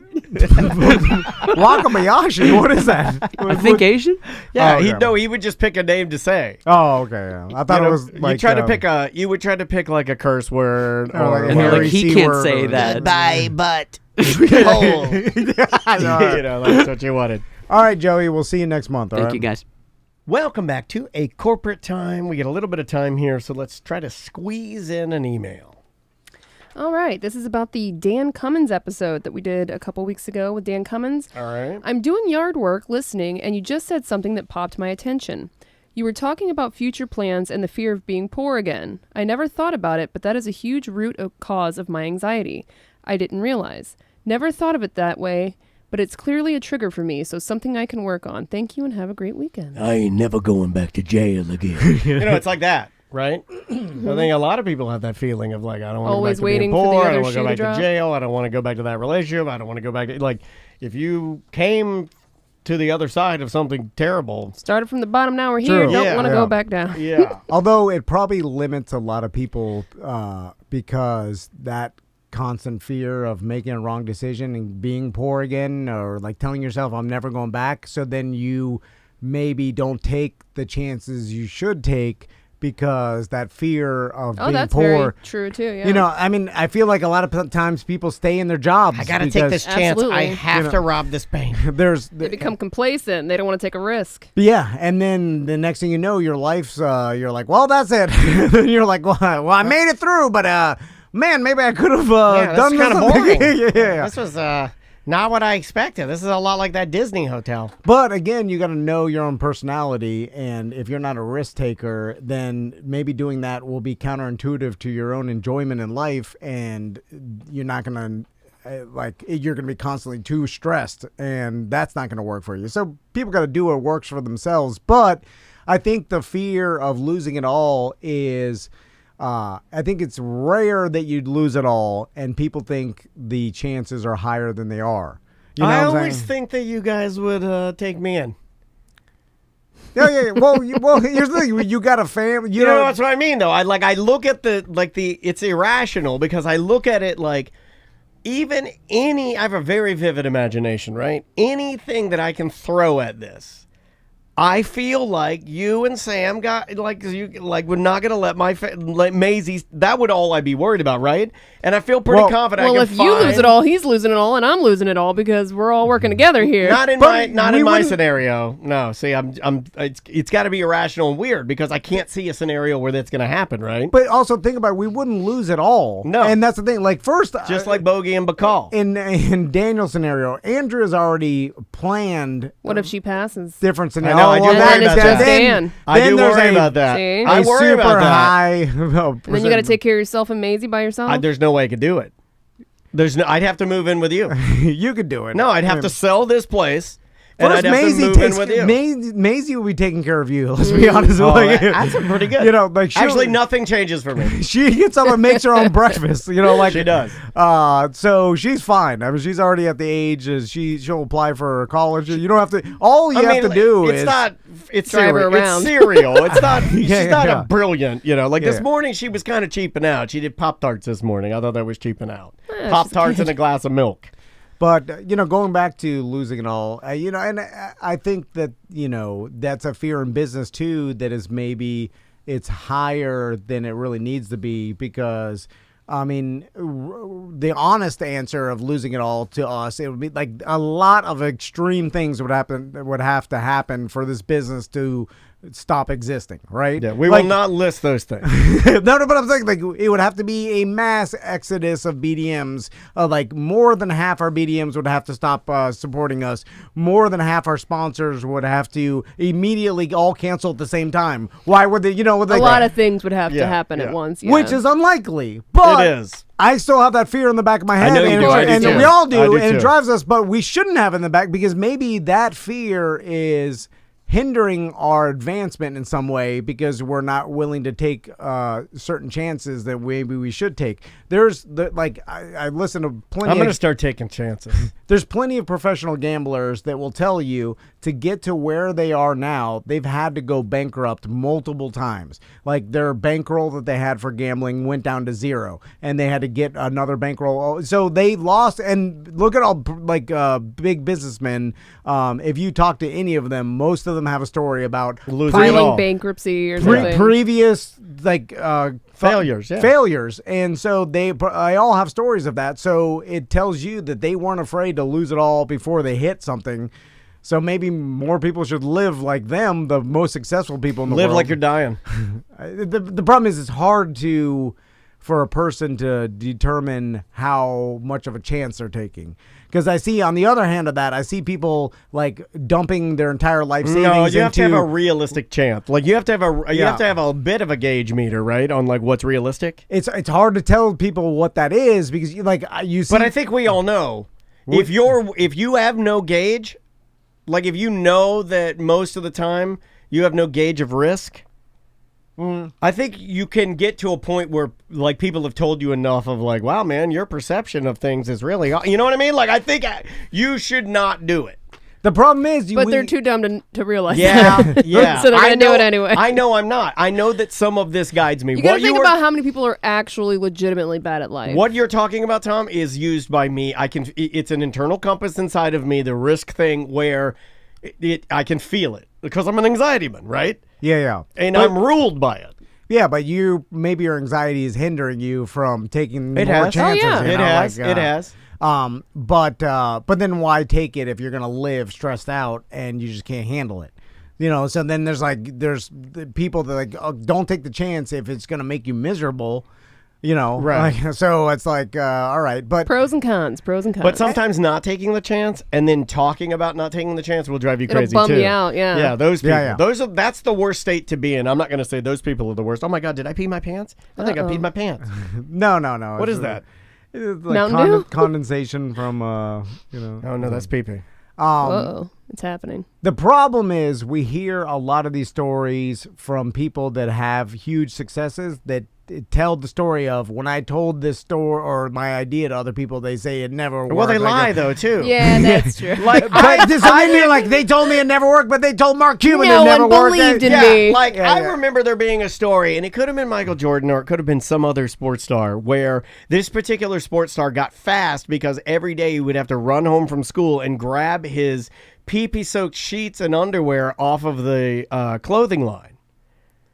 I've heard this legend of and the way he built his speed is his father was abusive and would hang his pee-peed underwear out on the line and he would race home to get them, and every day he would use that as his training, and that man was Michael Jordan.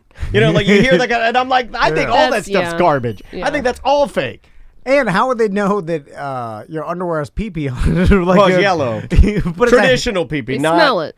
Traditional pee-pee, like yellow pee-pee, not clear. And it's a good story to tell where you're like, no one believed in me, and now look at us. We've done it in a certain aspect, and here's the flaw to it. It's like when, say we left traditional radio to do podcasts. We did that. We did that. And a lot of people said, why are you doing this? It never work, whatever, and that's true. One sales lady said it. But I understand why they said it, because in the information they had in Right. their mind, it would never work. But I never sat down with her and explained like why it will work and had her see it like I saw it. And then she may be like, "Oh yeah, that You know, that could That work." might yeah. But You're all right, I you're tell right, the story you're is like right. they said it'll never work. But look at us now. But if I told her the exact plan, Oh, you're right. You're good. You're Yeah, good. yeah, they probably would have said like, "Oh, this will. Oh, okay, this will work." No, I know that lady. She'd say you're an idiot. No, maybe she wouldn't.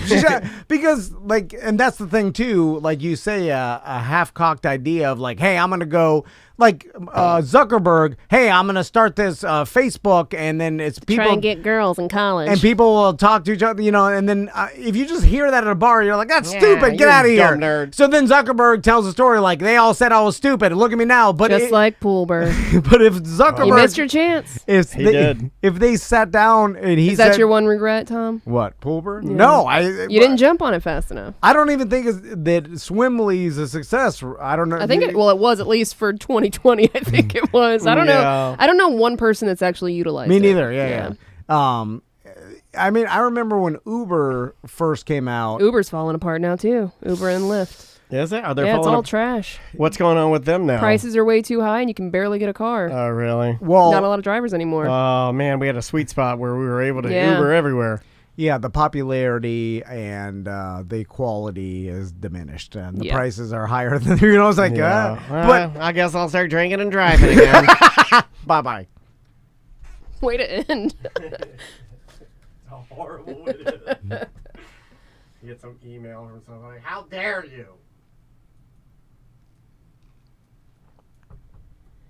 Okay. That's Thursday 4. Thursday Yeah. 4.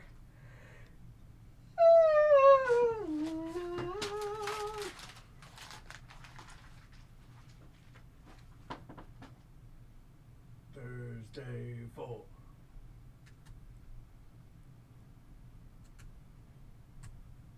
What should I do for dinner tonight? You got me thinking about making beanie weenies with little smokies because I got them on the brain now.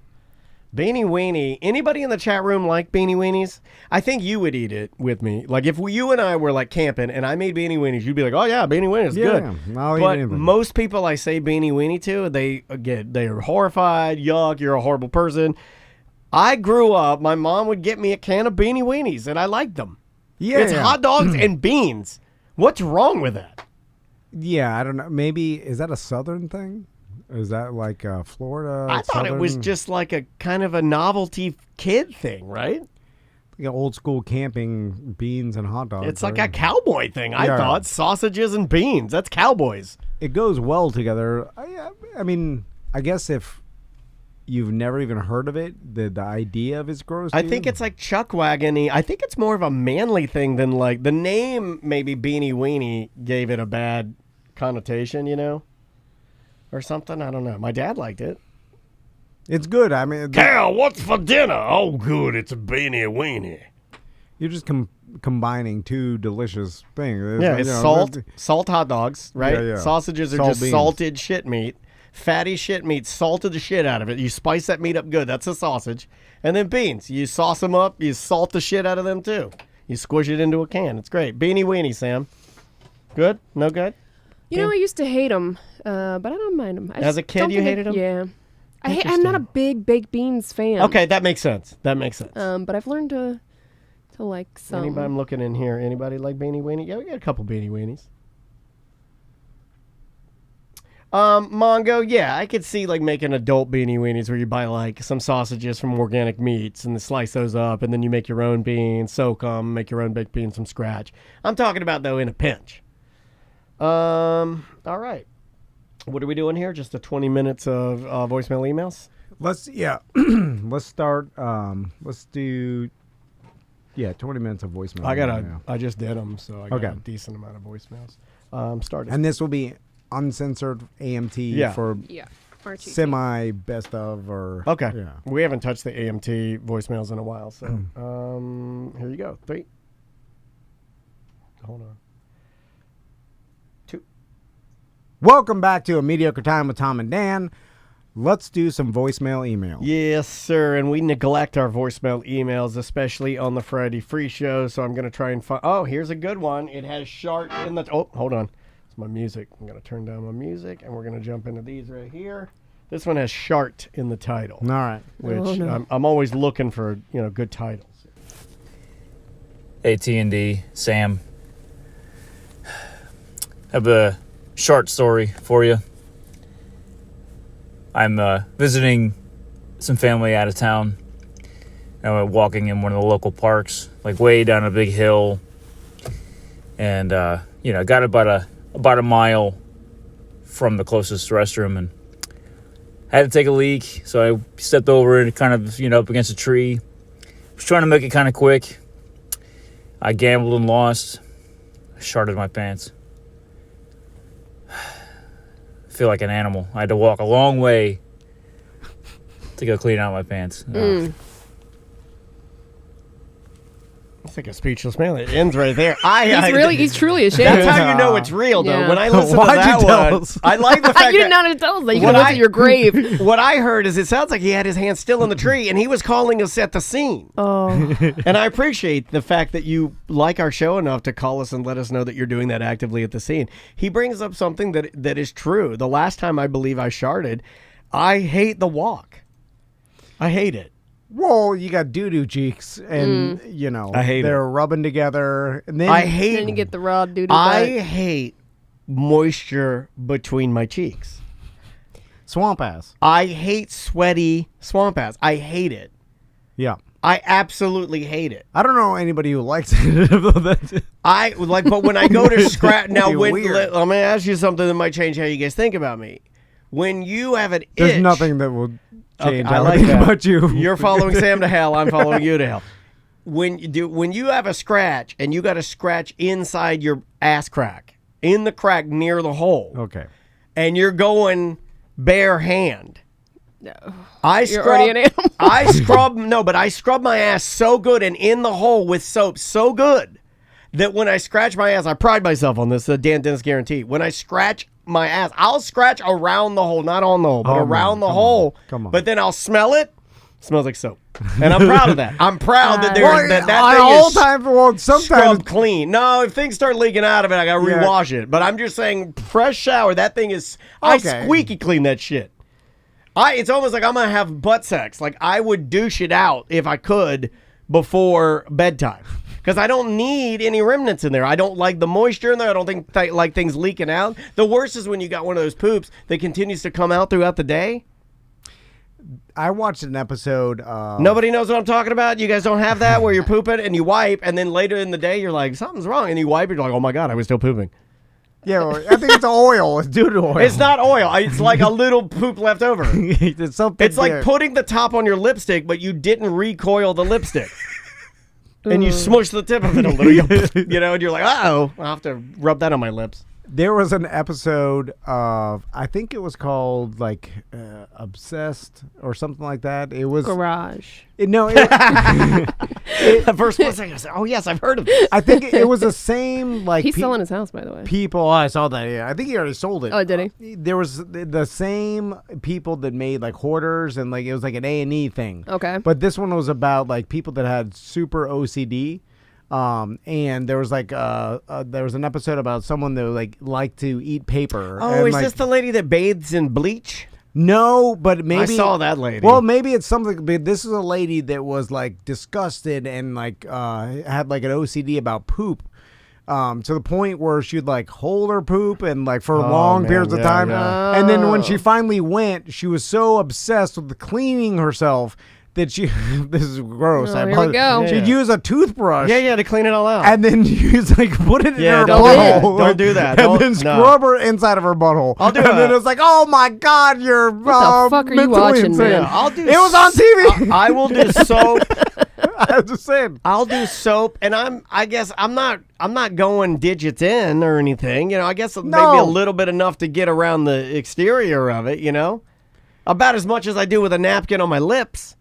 Right? Like you don't go when you go to wipe your lips at a restaurant, you don't just pat the outside. You get in the lips in the hole and you wipe it down, right? I think that's what normal people do when they scrub their butthole. I think you scrub your hole. I don't think you avoid it just because it's a butthole. I wash my cheeks like an old man brushing his suit dandruff off the suit. No, the shoulders. Oh, like you brush it like Jay-Z, brush your cheeks off. What? just a couple swipes of. When I'm on the shower, ju- brush your cheeks off. Brush your cheeks off. Yeah. I'm not going crazy down there. I'm just, Yeah, well, no but- one's down there to see it or whatever. Well, but apparently you have gone crazy down there because we have multiple times that you She goes to the bathroom, she gets in the shower, and uses an enema and a toothbrush to clean her rectum for 3 hours until she bleeds. I found the episode. yeah, I'm telling 3 you. hours. She's had to go to the emergency room twice for blood transfusions. Holy shit! Yeah. This person is very mentally insane. Or, I'm just me, and you guys are saying that, and me here trying to think if I got a free toothbrush somewhere in the house. I'm like, because I think I You got got a one. spare? I think I got one somewhere. Just don't make yourself bleed. No, you can't be using a Holy brush on there. You got to smokes. use smooth things. That's a smooth muscle. Well, this is a mental problem. Yeah. And it's like this person, they're not doing this because they think it's a good idea. It's like they are compelled to do it. And It's like the people that eat paste. Or Yeah. eat wood. I've seen those people before, the people that eat wood. There's another lady on there that would eat paper like all the time until like her doctor, she had multiple blockages and like her intestines. Can't you Man, digest I'm glad paper? my anxiety's not that bad. You can, but if you just eat a bunch of it, I guess there could be problems. Like a whole ream of paper. My God. Or like different types of could paper, you eat like a whole receipts. could you eat a whole stack of computer paper? Hell no. In enough time, I'll give you 1 hour. no. That's right. That'd be hard. Eating paper. If you wet it like Printer a hot paper dog, challenge. You got to on TikTok. Kobayashi. You got to Yeah, you got to soak it. You got to dunk Yeah. it in there and then swallow it. Have you guys ever? What's the weirdest thing you've ever swallowed or eaten? Besides, never like a bug? I have never gotten a bead caught in my nose or ear like most trash kids have. I have never swallowed a Matchbox car or anything weird. I am the one kid that I've never had to pass a ring. I've never had to pass a toy, light bright peg, nothing. All of my friends growing up, because I think this is a Florida kid thing, most of my kids had to eat like beads in their ears and nose and their eyes, swallowing them, pooping them out, pooping their dad's wedding ring out, Matchbox cars. Yeah, I stuck a rock up my nose Yeah. when I was a kid, and then my mom thought she was gonna have to take me to the emergency room to get it out because it was up there. Yeah. and then I finally like snot rocketed it out. Yeah. But it was like watching Darkwing Duck and it just slowly put a rock in my nose like an idiot, like a Yeah. Florida idiot. I love Darkwing Duck. Yeah. That was my impression of Tim Tebow. And I've eaten a lightning bug on a drunken Okay. dare at a party and things like that, but never anything like too weird. What's the weirdest thing you ever Maybe a bug and gum. Not really. Swallowed no. gum before, but Haven't- never a bead? No. Yeah, I think most kids had like, I got a bead stuck in my nose. I got a bead stuck in my ear. Yeah. It's like, and Have your boys done that yet? Maisie, I think Maisie swallowed a bead. my wife has an irrational fear that, well, not anymore, but when the kids were younger, that they were going to swallow a battery. Yeah, and then it happens. because there's a Well, their stories. dad did shove a rock up his nose when he was a kid, Yeah. and they are like you. And, And apparently- Darkwing Duck. It can be fatal. It can be fatal Yeah. to swallow a battery, and like kids have died. Yes, and, they have. But I'm sure it's rare as hell. It like is. most of the time, if you did swallow it, they'd know about it and they'd go get it out. But Ooh, I don't know. dog biscuit. Oh, my sister. I never did the dog biscuit, but I believe Andrea ate them for 1 full year. Someone in the chat Yeah. ate wet dog food, which Yeah, that's a kid reminded thing. me that I've tried a milk bone or two. Yeah, I've done it recently just to make Maisie freak out. I bit one, like it was like a meaty bone, and I bit one. I'm like, ew, yeah, this is good. And then Maisie's like, ah. Oh, my buddy's kid ate a cat turd the other day. No! From a cat litter box. Yeah. The And litter's more harmful How than old? the turd. How old of a kid? like he Baby, was baby? 7 months. Oh, baby, baby. God damn! What did the 7-month-year-old doing in the litter box? He's moving and grooving. Oh yeah, they just let him go wild. Okay. Feral children? Yeah. They climb on the cabinets and shit. I'm like, oh, this is Hey, not my house. yeah, that's what I say. Yeah. I'm like, do you? I'm big Whatever on you that. want. I love I don't going. care. I love going to other people's houses. There's literally a kid can pull his pants and start shitting in the living room. I'd be okay with that. Oh Like, my not, God. not my house. It's my I'll worst just nightmare. sit there and enjoy the fun. And But they also- run around with their poop hands on you. No thanks. Let's do another voicemail. All right, let's try.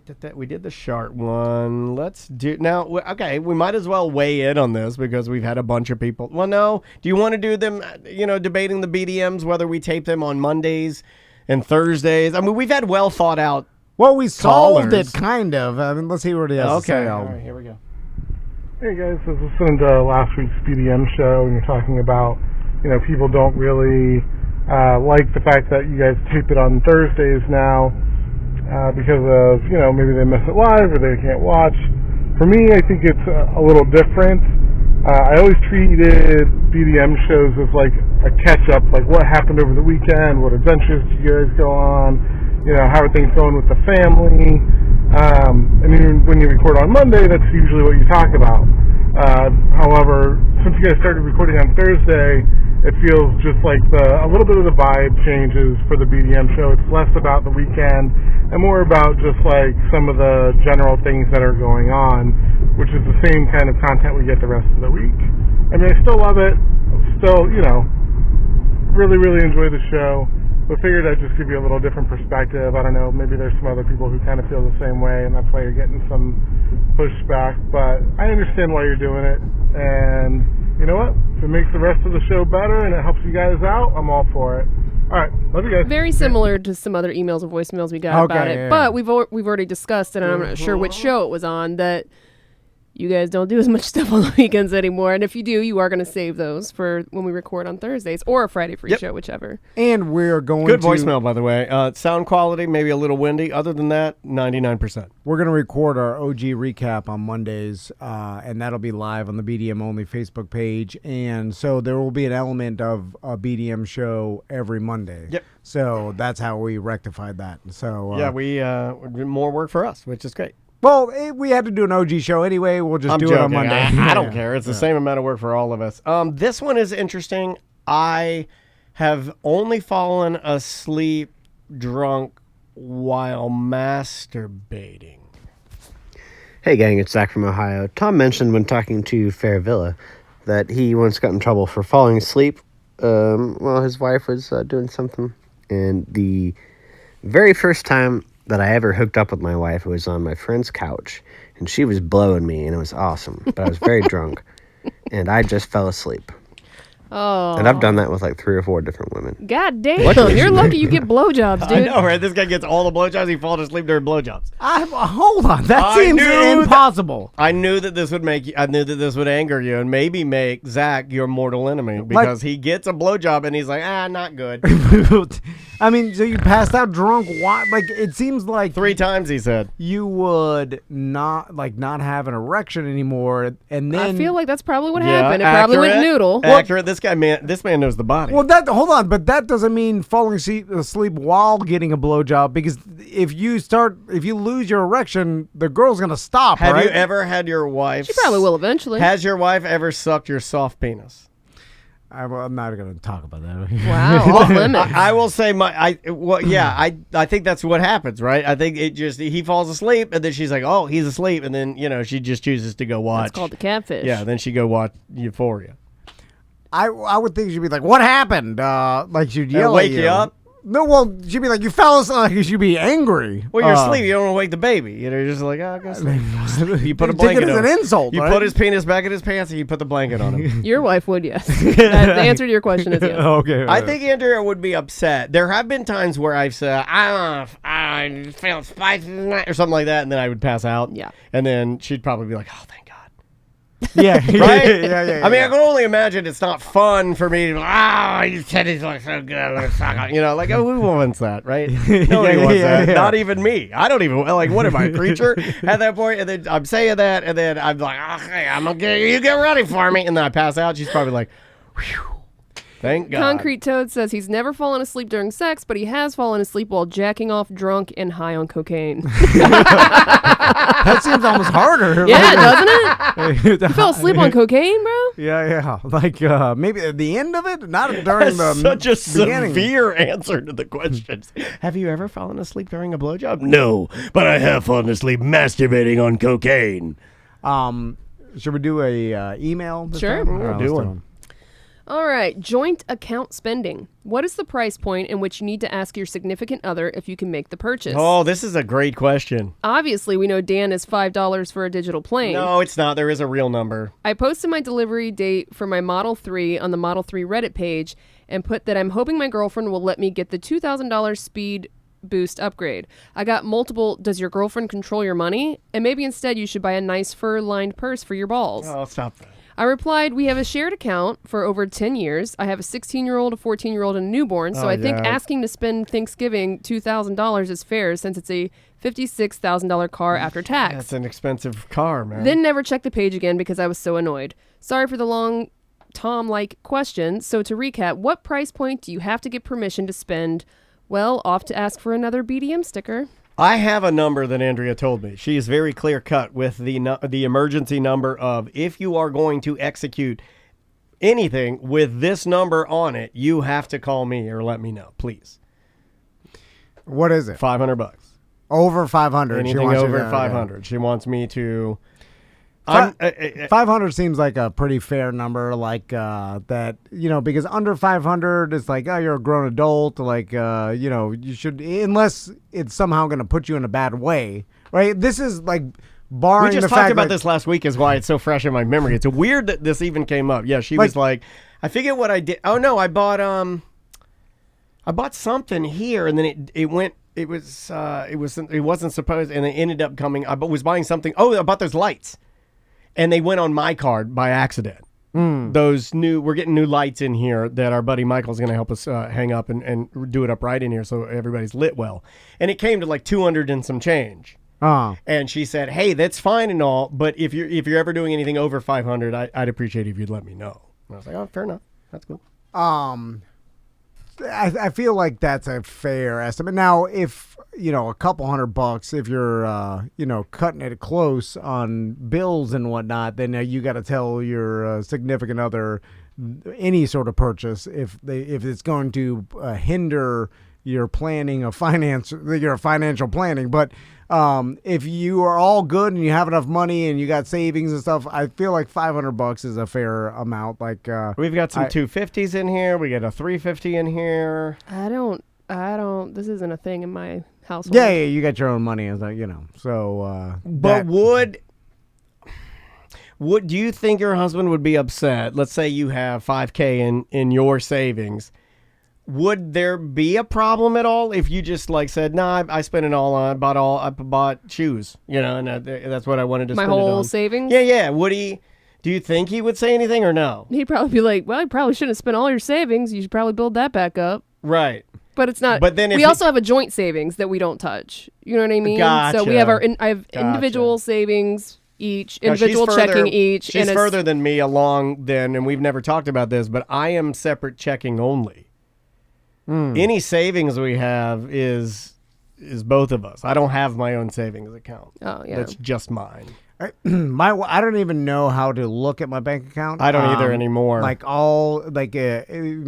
locked out. My wife's been doing it, and I can spend whatever money I want. There's no rules, and I'll spend $1,000 and do it, and then I'll do it right now. What do you want me to buy? Get your new one wheel. I'll buy it right now. I'm my own man. I wanted him to. I'm still doing my thing. 500 company money from me, sponsorship, GoFundMe. $1 from every listener. We buy you the thing, and you finally ride in style with the GT. We don't ask each other what each other is buying. I like that. It's just like you have your money, I have mine. As long as we can get our bills together in our joint account, it's fine. I like that. Now I'll buy. I don't think it would work for everybody, but I like it. But I will have to hide it. So then you don't think you can? I won't bring it home. You don't think you can run the old stickers on a GT and I can dust it up a little bit? She'll know. Dude, well, I have two. That's the problem. You take it to Butler and you get him to faux, because he's good at those fake, making things look aged. He could weather it, paint it for you. We could change the entire color of it. If I've taken out money to buy weed before, and $3 $300 or whatever. I'm buying a lot, and then I didn't tell my wife, and then I overdrew because on checking account or whatever. And then she's like, "Just tell me, you idiot." I have also overdrafted. And I'm like, I'm trying to hide it. How much you want to buy weed? Yep, I bought. And I want to tell you, I'm buying it all $300 worth of weed. I didn't want to tell Andrew I bought $450 worth of weed. Overdrafted doing that. yeah. Damn, you both overdrafted at True Leaf? Once, twice, maybe even 3 5 times. times. Well, I don't even know. I've overdrafted. I just like to be honest. Is this for a Friday Free Show or BDM? Friday Free Show. Damn it! I'll still be honest. I have probably overdrafted buying marijuana 3 times, maybe 4, possibly 4.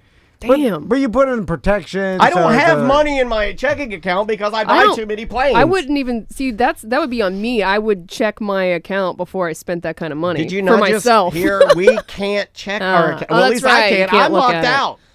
All right. Well, oof. I have to ask my wife, like now before I go, I'll be like, hey, do I have money? And she's like, what are you buying? And I'm like, what do you think I'm buying? Weed. And it's a stupid conversation. And then she's like, how much are you buying? And then she's like, didn't you just get weed? I'll do the real conversation. Did you just get weed? And I'm like, yeah. But Skylar wants us to try some of these products, these new products. Skylar's never said that. No, I'm just giving you the real. I'll tell my wife, I'm like, this is real heavy CBD. It's for, it's good for inflammation. I go, this is anti-inflammatory. Yeah. And then she's like, you can't pay attention. Andrew's like, did you hear that? I'm like, one more time. Say it again. Sorry, the CBD makes me loopy. And she's like, and it does sound small. I'm like, it's only 10 milligrams. It's nothing. And it sounds small, but it'll get you. Yeah, it will get you. 2 will get you good. Oh, 2. 2's 20. I can't even drive on 2. God damn. I'm just doing it. Right? Like, I'd call Uber, but there's no Uber drivers anymore. They're all high, too. 2 beers you could drive on. The 2, she's like, whoa, I shouldn't be driving. Just being honest. Anyway, sorry. Where are we? Oh, next voicemail. All right. This man's mad because blue balls, Sam, blue balls, they're real. Hey, guys, you were talking, Daniel, you were saying that blue balls isn't real. And I didn't think it was, but I'm here to tell you it is real. When I was like a teenager, I would go to this, I don't know, Christian summer camp for a week. And I was like 12 or 13. And all week long, I was making out with this church girl and finger blasting this church girl, but I hadn't moved into the sexual territory yet. So all week long, I didn't relieve myself. And by the time my parents came to pick me up, I could barely fucking walk. It was so painful. And I didn't know that, relieving myself would make me feel better. I hadn't put those connections together yet. Very real thing. Very bizarre. And that's all. It's real. I like your energy level, sir. Good voicemail, but I still don't believe it's real. I don't think blue balls are real. Well, a couple things. First, I'm kind of calling your bluff that you were 13 years old, you're already fingering girls, and it didn't dawn on you to go jack off in the bathroom. Like, no fucking way. Like, especially like, that day you made out with a girl and then she left, you're going to jack off in the bathroom. Yeah. 13-year-old boys jack off 5 times a day. Here's why, whether you're fingering or not. Yeah, I agree with you. Dare I say that easier in my young boy mind to touch myself than the truly scary and intimidating task of blasting? You see what I'm saying? Like, yeah. I am with you on the bluff call, because to me, making out with her, maybe grabbing her boobs or stuff, but for me, honestly, like, touching a girl's private parts was like over the moon. You know what I mean? Like, that was like, holy shit, we're doing it. That's why when he says I wasn't into the sexual thing, well, you're blasting her, dude. I mean, you're there. Yeah, you're not at the mall. That's young. Yeah, that's sexual. Yeah. And now it's even more crazy young in my mind that Tommy's about to turn 8. I'm like, 13 is a fucking insane. It's not that far away. Secondly, the whole blue balls. Now, we're not saying that it's a complete fabrication, because I'll say that. Just for the sake of the show, I'll say it's I feel like it's 50-50. I don't think it's real. In the chat. I think there is a scientific explanation for, like, maybe when you are so much like pre-cum has built up, right? Or that it hurts. There's some sort of achy or breaky balls. like a feeling of being full or something, or like that your balls ache. So I believe that there's some science behind it, but it's vastly exaggerated by teen boys using that as a epididymal hypertension. That's the technical medical term for it. Hypertension in the epididymis. I just don't believe it hurts as much as I have boys epididymitis. claim. Yeah, I got a lot of stuff going down there with cycling and everything, and that pain. I get like a bout of epididymitis where you've inflamed that portion of the behind the back portion of your testicle. Yeah. So yeah, I guess based on that, it's real. It doesn't hurt as much as the teen boys claim and use as an excuse to make to the pressure girl. You're like, I gotta drain my balls. No, you don't. Look what you did to me. Yeah. You did this to me. I'll never recover from these undrained balls. You got a fucking hand, dude. Yeah, get out of here. But yeah, going back to, I don't believe that this 13-year-old boy didn't jack off in the bathroom. And if not, that's time. weird. That is odd that you were finger blasting, but not finishing the job yourself. Especially if you're in pain. Here's another one. Every 13-year-old boy is jacking off all the time. Here's another one. We got a ton of these. This is our new trend. So I don't know if blue balls is a thing, but I know empty nutsack is a thing. Like I guess that blue ball feeling, but when you bang, bang, bang, bang, bang, like you have like one of those sessions where you just bang from fucking morning to fucking night, and never done that. Like you feel like that throbbing where your nuts are like empty, like you're like, oh, there's no juice left in there, motherfucker. Stop. Oh. This is why you have 20 kids, I've Bofa. experienced that. I don't know if I've experienced blue balls, like my nuts hurting from not fucking. I like how you attributed the pain to your balls being empty instead of you slapping them over and over that entire He's day. depleted all his sperm. No one that calls this show no science or how anything works. They're all idiots. Like, that is not true. Bofa, I love you. But that is the dumbest. You're like, I bang, bang, bang all day long. Morning and night, I'm a bang, bang, bang. You're out of your mind. And the reason why they are sore balls is they're are dry. empty. Yeah, the reason they're sore is there's no juice left in my balls. That's not true. You slap them silly. You slap them silly, and they're sore. Like you slap any part of your body for a long enough time. That's how you got the black balls, right? Thank you for remembering that. Tom had black balls. Don't ever let Tom not. He showed I think I heard him on a stunt. No, you you were fucking your wife, and you said you. I think I told you that. I told you. Right? You lied to me then. Because I did lie to you. It's a long con. I fucked so hard. It was a long con. He said he fucked his wife, one half of the barbaric team, so hard. No, come on. He never knew that was going to come back. That he blacked his balls. No, Black come on. balls. And he wanted me to call him that. He's like, the strong of the That's his pirate name. Call me Black Balls. I lie to you all the time, every day. God damn. I've never fucked hard enough to make my balls black. No one has. Well, you said you had. He's remembering it. He remembers it. Here's another one. Have you ever masturbated just to get it done, even though you didn't feel like it, but you know you might do it later? Just asking. Yeah, that's preemptive jacking off. That's called taking a white pee, and it's just a form of relieving yourself. Yeah. I don't do it. You're just you're just getting it out. Because it's get the poison out. It's gonna change your body chemistry a little bit, give you some endorphin rush, and make you less focused on that, so that you're clear-minded. Yeah, it happens. I think all the time for men. But sometimes, in place of it, I just have a little piece of dark chocolate. Concrete Toad says that you can fuck yourself out of semen. He's on fire today. He's on fire today. When you're on cocaine and you're just blasting them everywhere? Well, you only have your body can only make it so fast. So I believe that, but once you do that, it's not going to cause your balls to hurt or ache. 7 times in one day, Toad. That's too much.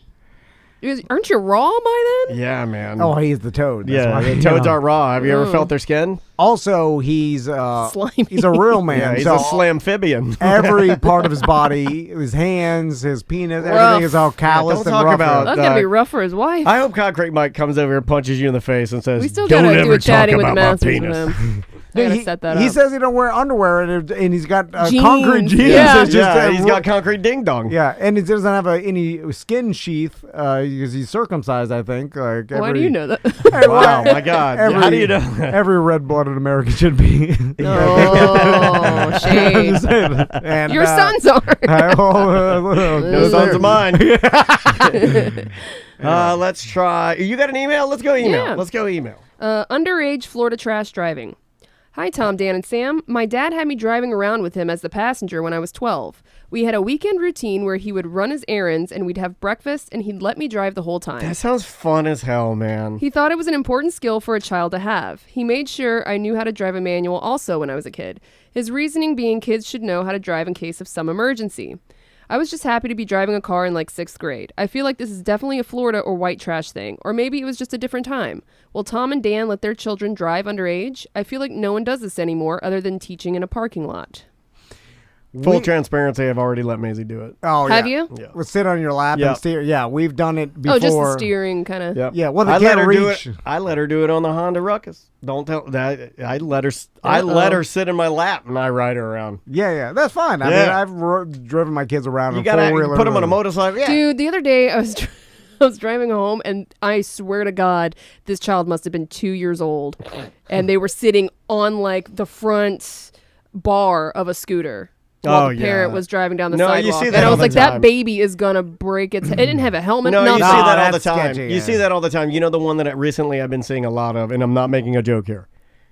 I wish that they would police this. You'll see family or mom going to drop off kid on one of those Lime scooters, and the kid's just standing on either on the back of the scooter holding the mom or dad.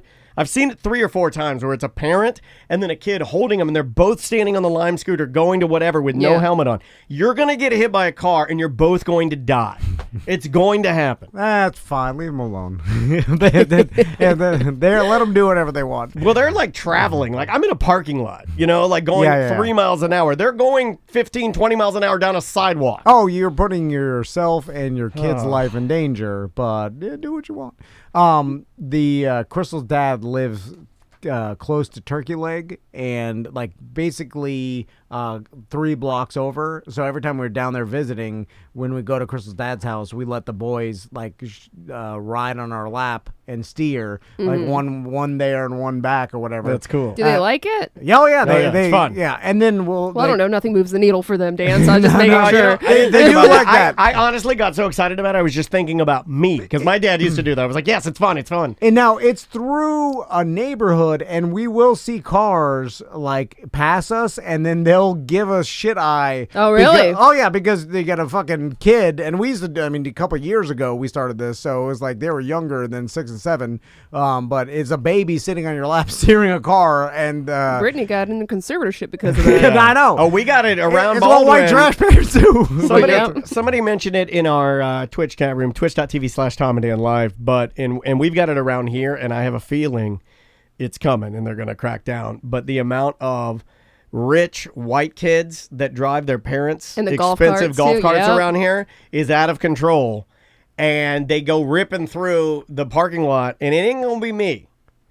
Just, you're going to get Andrea Dennis calling and shutting everybody's party Oh down. no, she's gonna carrot them. She will shut it down. Just let them do what they want. No, she'll shut it all down. But she what- don't like it. Is it hurting her? Well, Or- if we're out there playing or something, or Maisie's riding her bike, They don't abide by any of the They fucking don't look traffic at stop rules. signs or anything. They just rip through the parking lot. We might be riding our Yeah, bikes think or about when you something. were a teen if you had a goddamn golf cart. Yeah. Chaos. I did. It's not good. Because golf carts, they're becoming more and more popular in neighborhoods, and like It's a boom. people are like into golf carts because it's happening like in Satellite Beach. There's golf carts everywhere, and like even in my neighborhood, in the fancier side, they all have golf carts, and then they'll come and they're slowly like a neighbor that bought like a $400,000 house that they redid. He moved in and got a golf cart. and he lets his kids drive around, and they'll go down our cul-de-sac, and he's got like a teenage kid, and it was her and like 3 of her girlfriends like sitting on the golf, like hauling ass down the road. My neighbor Mike yelled at him for slow down, and then he did the like, hey! Yeah, I love doing that. I love scaring them. I'd never do it because it's too awkward. It's fun. It's fun. And like my kids weren't out there. I was like, but they were hauling ass, and I was like, man. Would your wife have said something though if your kids were out there and she was out there? Oh yeah. See, Andrea doesn't say anything. So I might yell. Andrea ain't gonna say anything. Andrea is gonna wait until she has all the information she's gathered from her. She's going to collect all her evidence. She will collect all of her evidence, and then she will put in a formal complaint. And she will put in a formal complaint, and she will end up changing it for she will do like something that when she uses her power and unleashes it, it is not just some hey, it's not that. It's the police show up, and then they're talking to the parents, and it's a mess. And, it's for their own probably benefit because they're going to rock it out in front of a car. And then if a car hits you, you don't have seatbelts in golf carts. You're going to go rocketing out. Yeah. So all in all, it's for their own good. But you're ruining really a good fun. time. They're out there, teens having fun. Let's do another email. Okay. This is from our buddy Jesse. Possible BDM beach party, question mark. I have 16 hits of some high voltage LSD left. That is all. Oh my God, no. I don't need I've never done acid. Tony's Me either. Scared. Never done LSD. I've done mushrooms I'm down before. for some mushrooms, but the acid scares me. Yeah. Too concentrated. I'm like, mushrooms is natural. Right. But we are thinking about doing another BDM beach party, and I've been talking to Tony about it, and details will come. Obviously, we'll let everybody know. Must have been left out of those Details emails. will come. We had too much going on. He mentioned, he's like, I'm thinking about doing, BDMs want another beach party. I'm like, all right, let's, And at first he was like, let's do it. We could do it small and easy, but I don't like doing those small and easy. I'm like, hey, let's, difficult big and hard. Yeah. Let's make some calls and, but I think we can do it this year. That would be fun. We'll let the BDMs know. All right. You want to try? Let's do one more voicemail. One more. Let's try this one. I just want to tell Samantha how much I enjoy when she makes fun of Tom's kids to his face and does that voice. It literally brings me tears of joy, and I look forward to it every podcast. Samantha, keep up the good fucking work. All right. A big fan of Samantha. And, I appreciate that. Mocking your children. I'll try and slip those in now for every show. I like it because it's true. And it's how she really feels inside. It's her. What do we say? It's your inner core. It's your core. I'm just using the material you give me on how they are.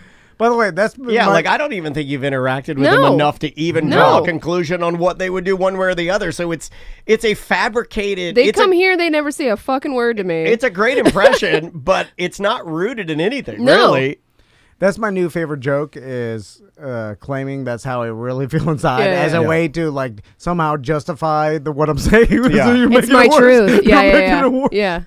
But did you bring those boys that Simpsons drawing book? No, I forgot it. I did put it closer to the door to remember to bring it. I saw you threw it on the floor yesterday. I put it on my pile. The bill pile. Let's try one more. Let's go with this one. Hey man, on a whim, I checked out the new Limp Bizkit album, and dude, you were not lying, man. We heard this one, right? Good as fuck. No, there's been a bunch of these. Okay. They're sticking to the roots, and there's been a lot of people have been weighing in. Y'all been sleeping on the Limp Bizkit now. Yeah, look, it's Limp Bizkit, right? I mean, you're getting Limp Bizkit, but it's not. They haven't changed the formula. Yeah, it's not going to win any awards. It's not going to. Your wife isn't going to be like, "Oh, this is the greatest thing I've ever heard." Yeah. It's just fun. Yeah, it's the same old Limp Bizkit. A lot of more bands should do that, and I feel like maybe they are, like trying, like Well, there's a ton of reunion tours going on right now too. Yeah. Everybody's playing their old albums. The biggest one front I to saw, back. and I was like, at first I was like, oh, I want to see it. And then I was like, I think I've seen this concert 25 times. It's The Used, Rise Against, Census Failed. Yeah. That to me, I've seen that lineup of those three bands touring together probably 6-7 times.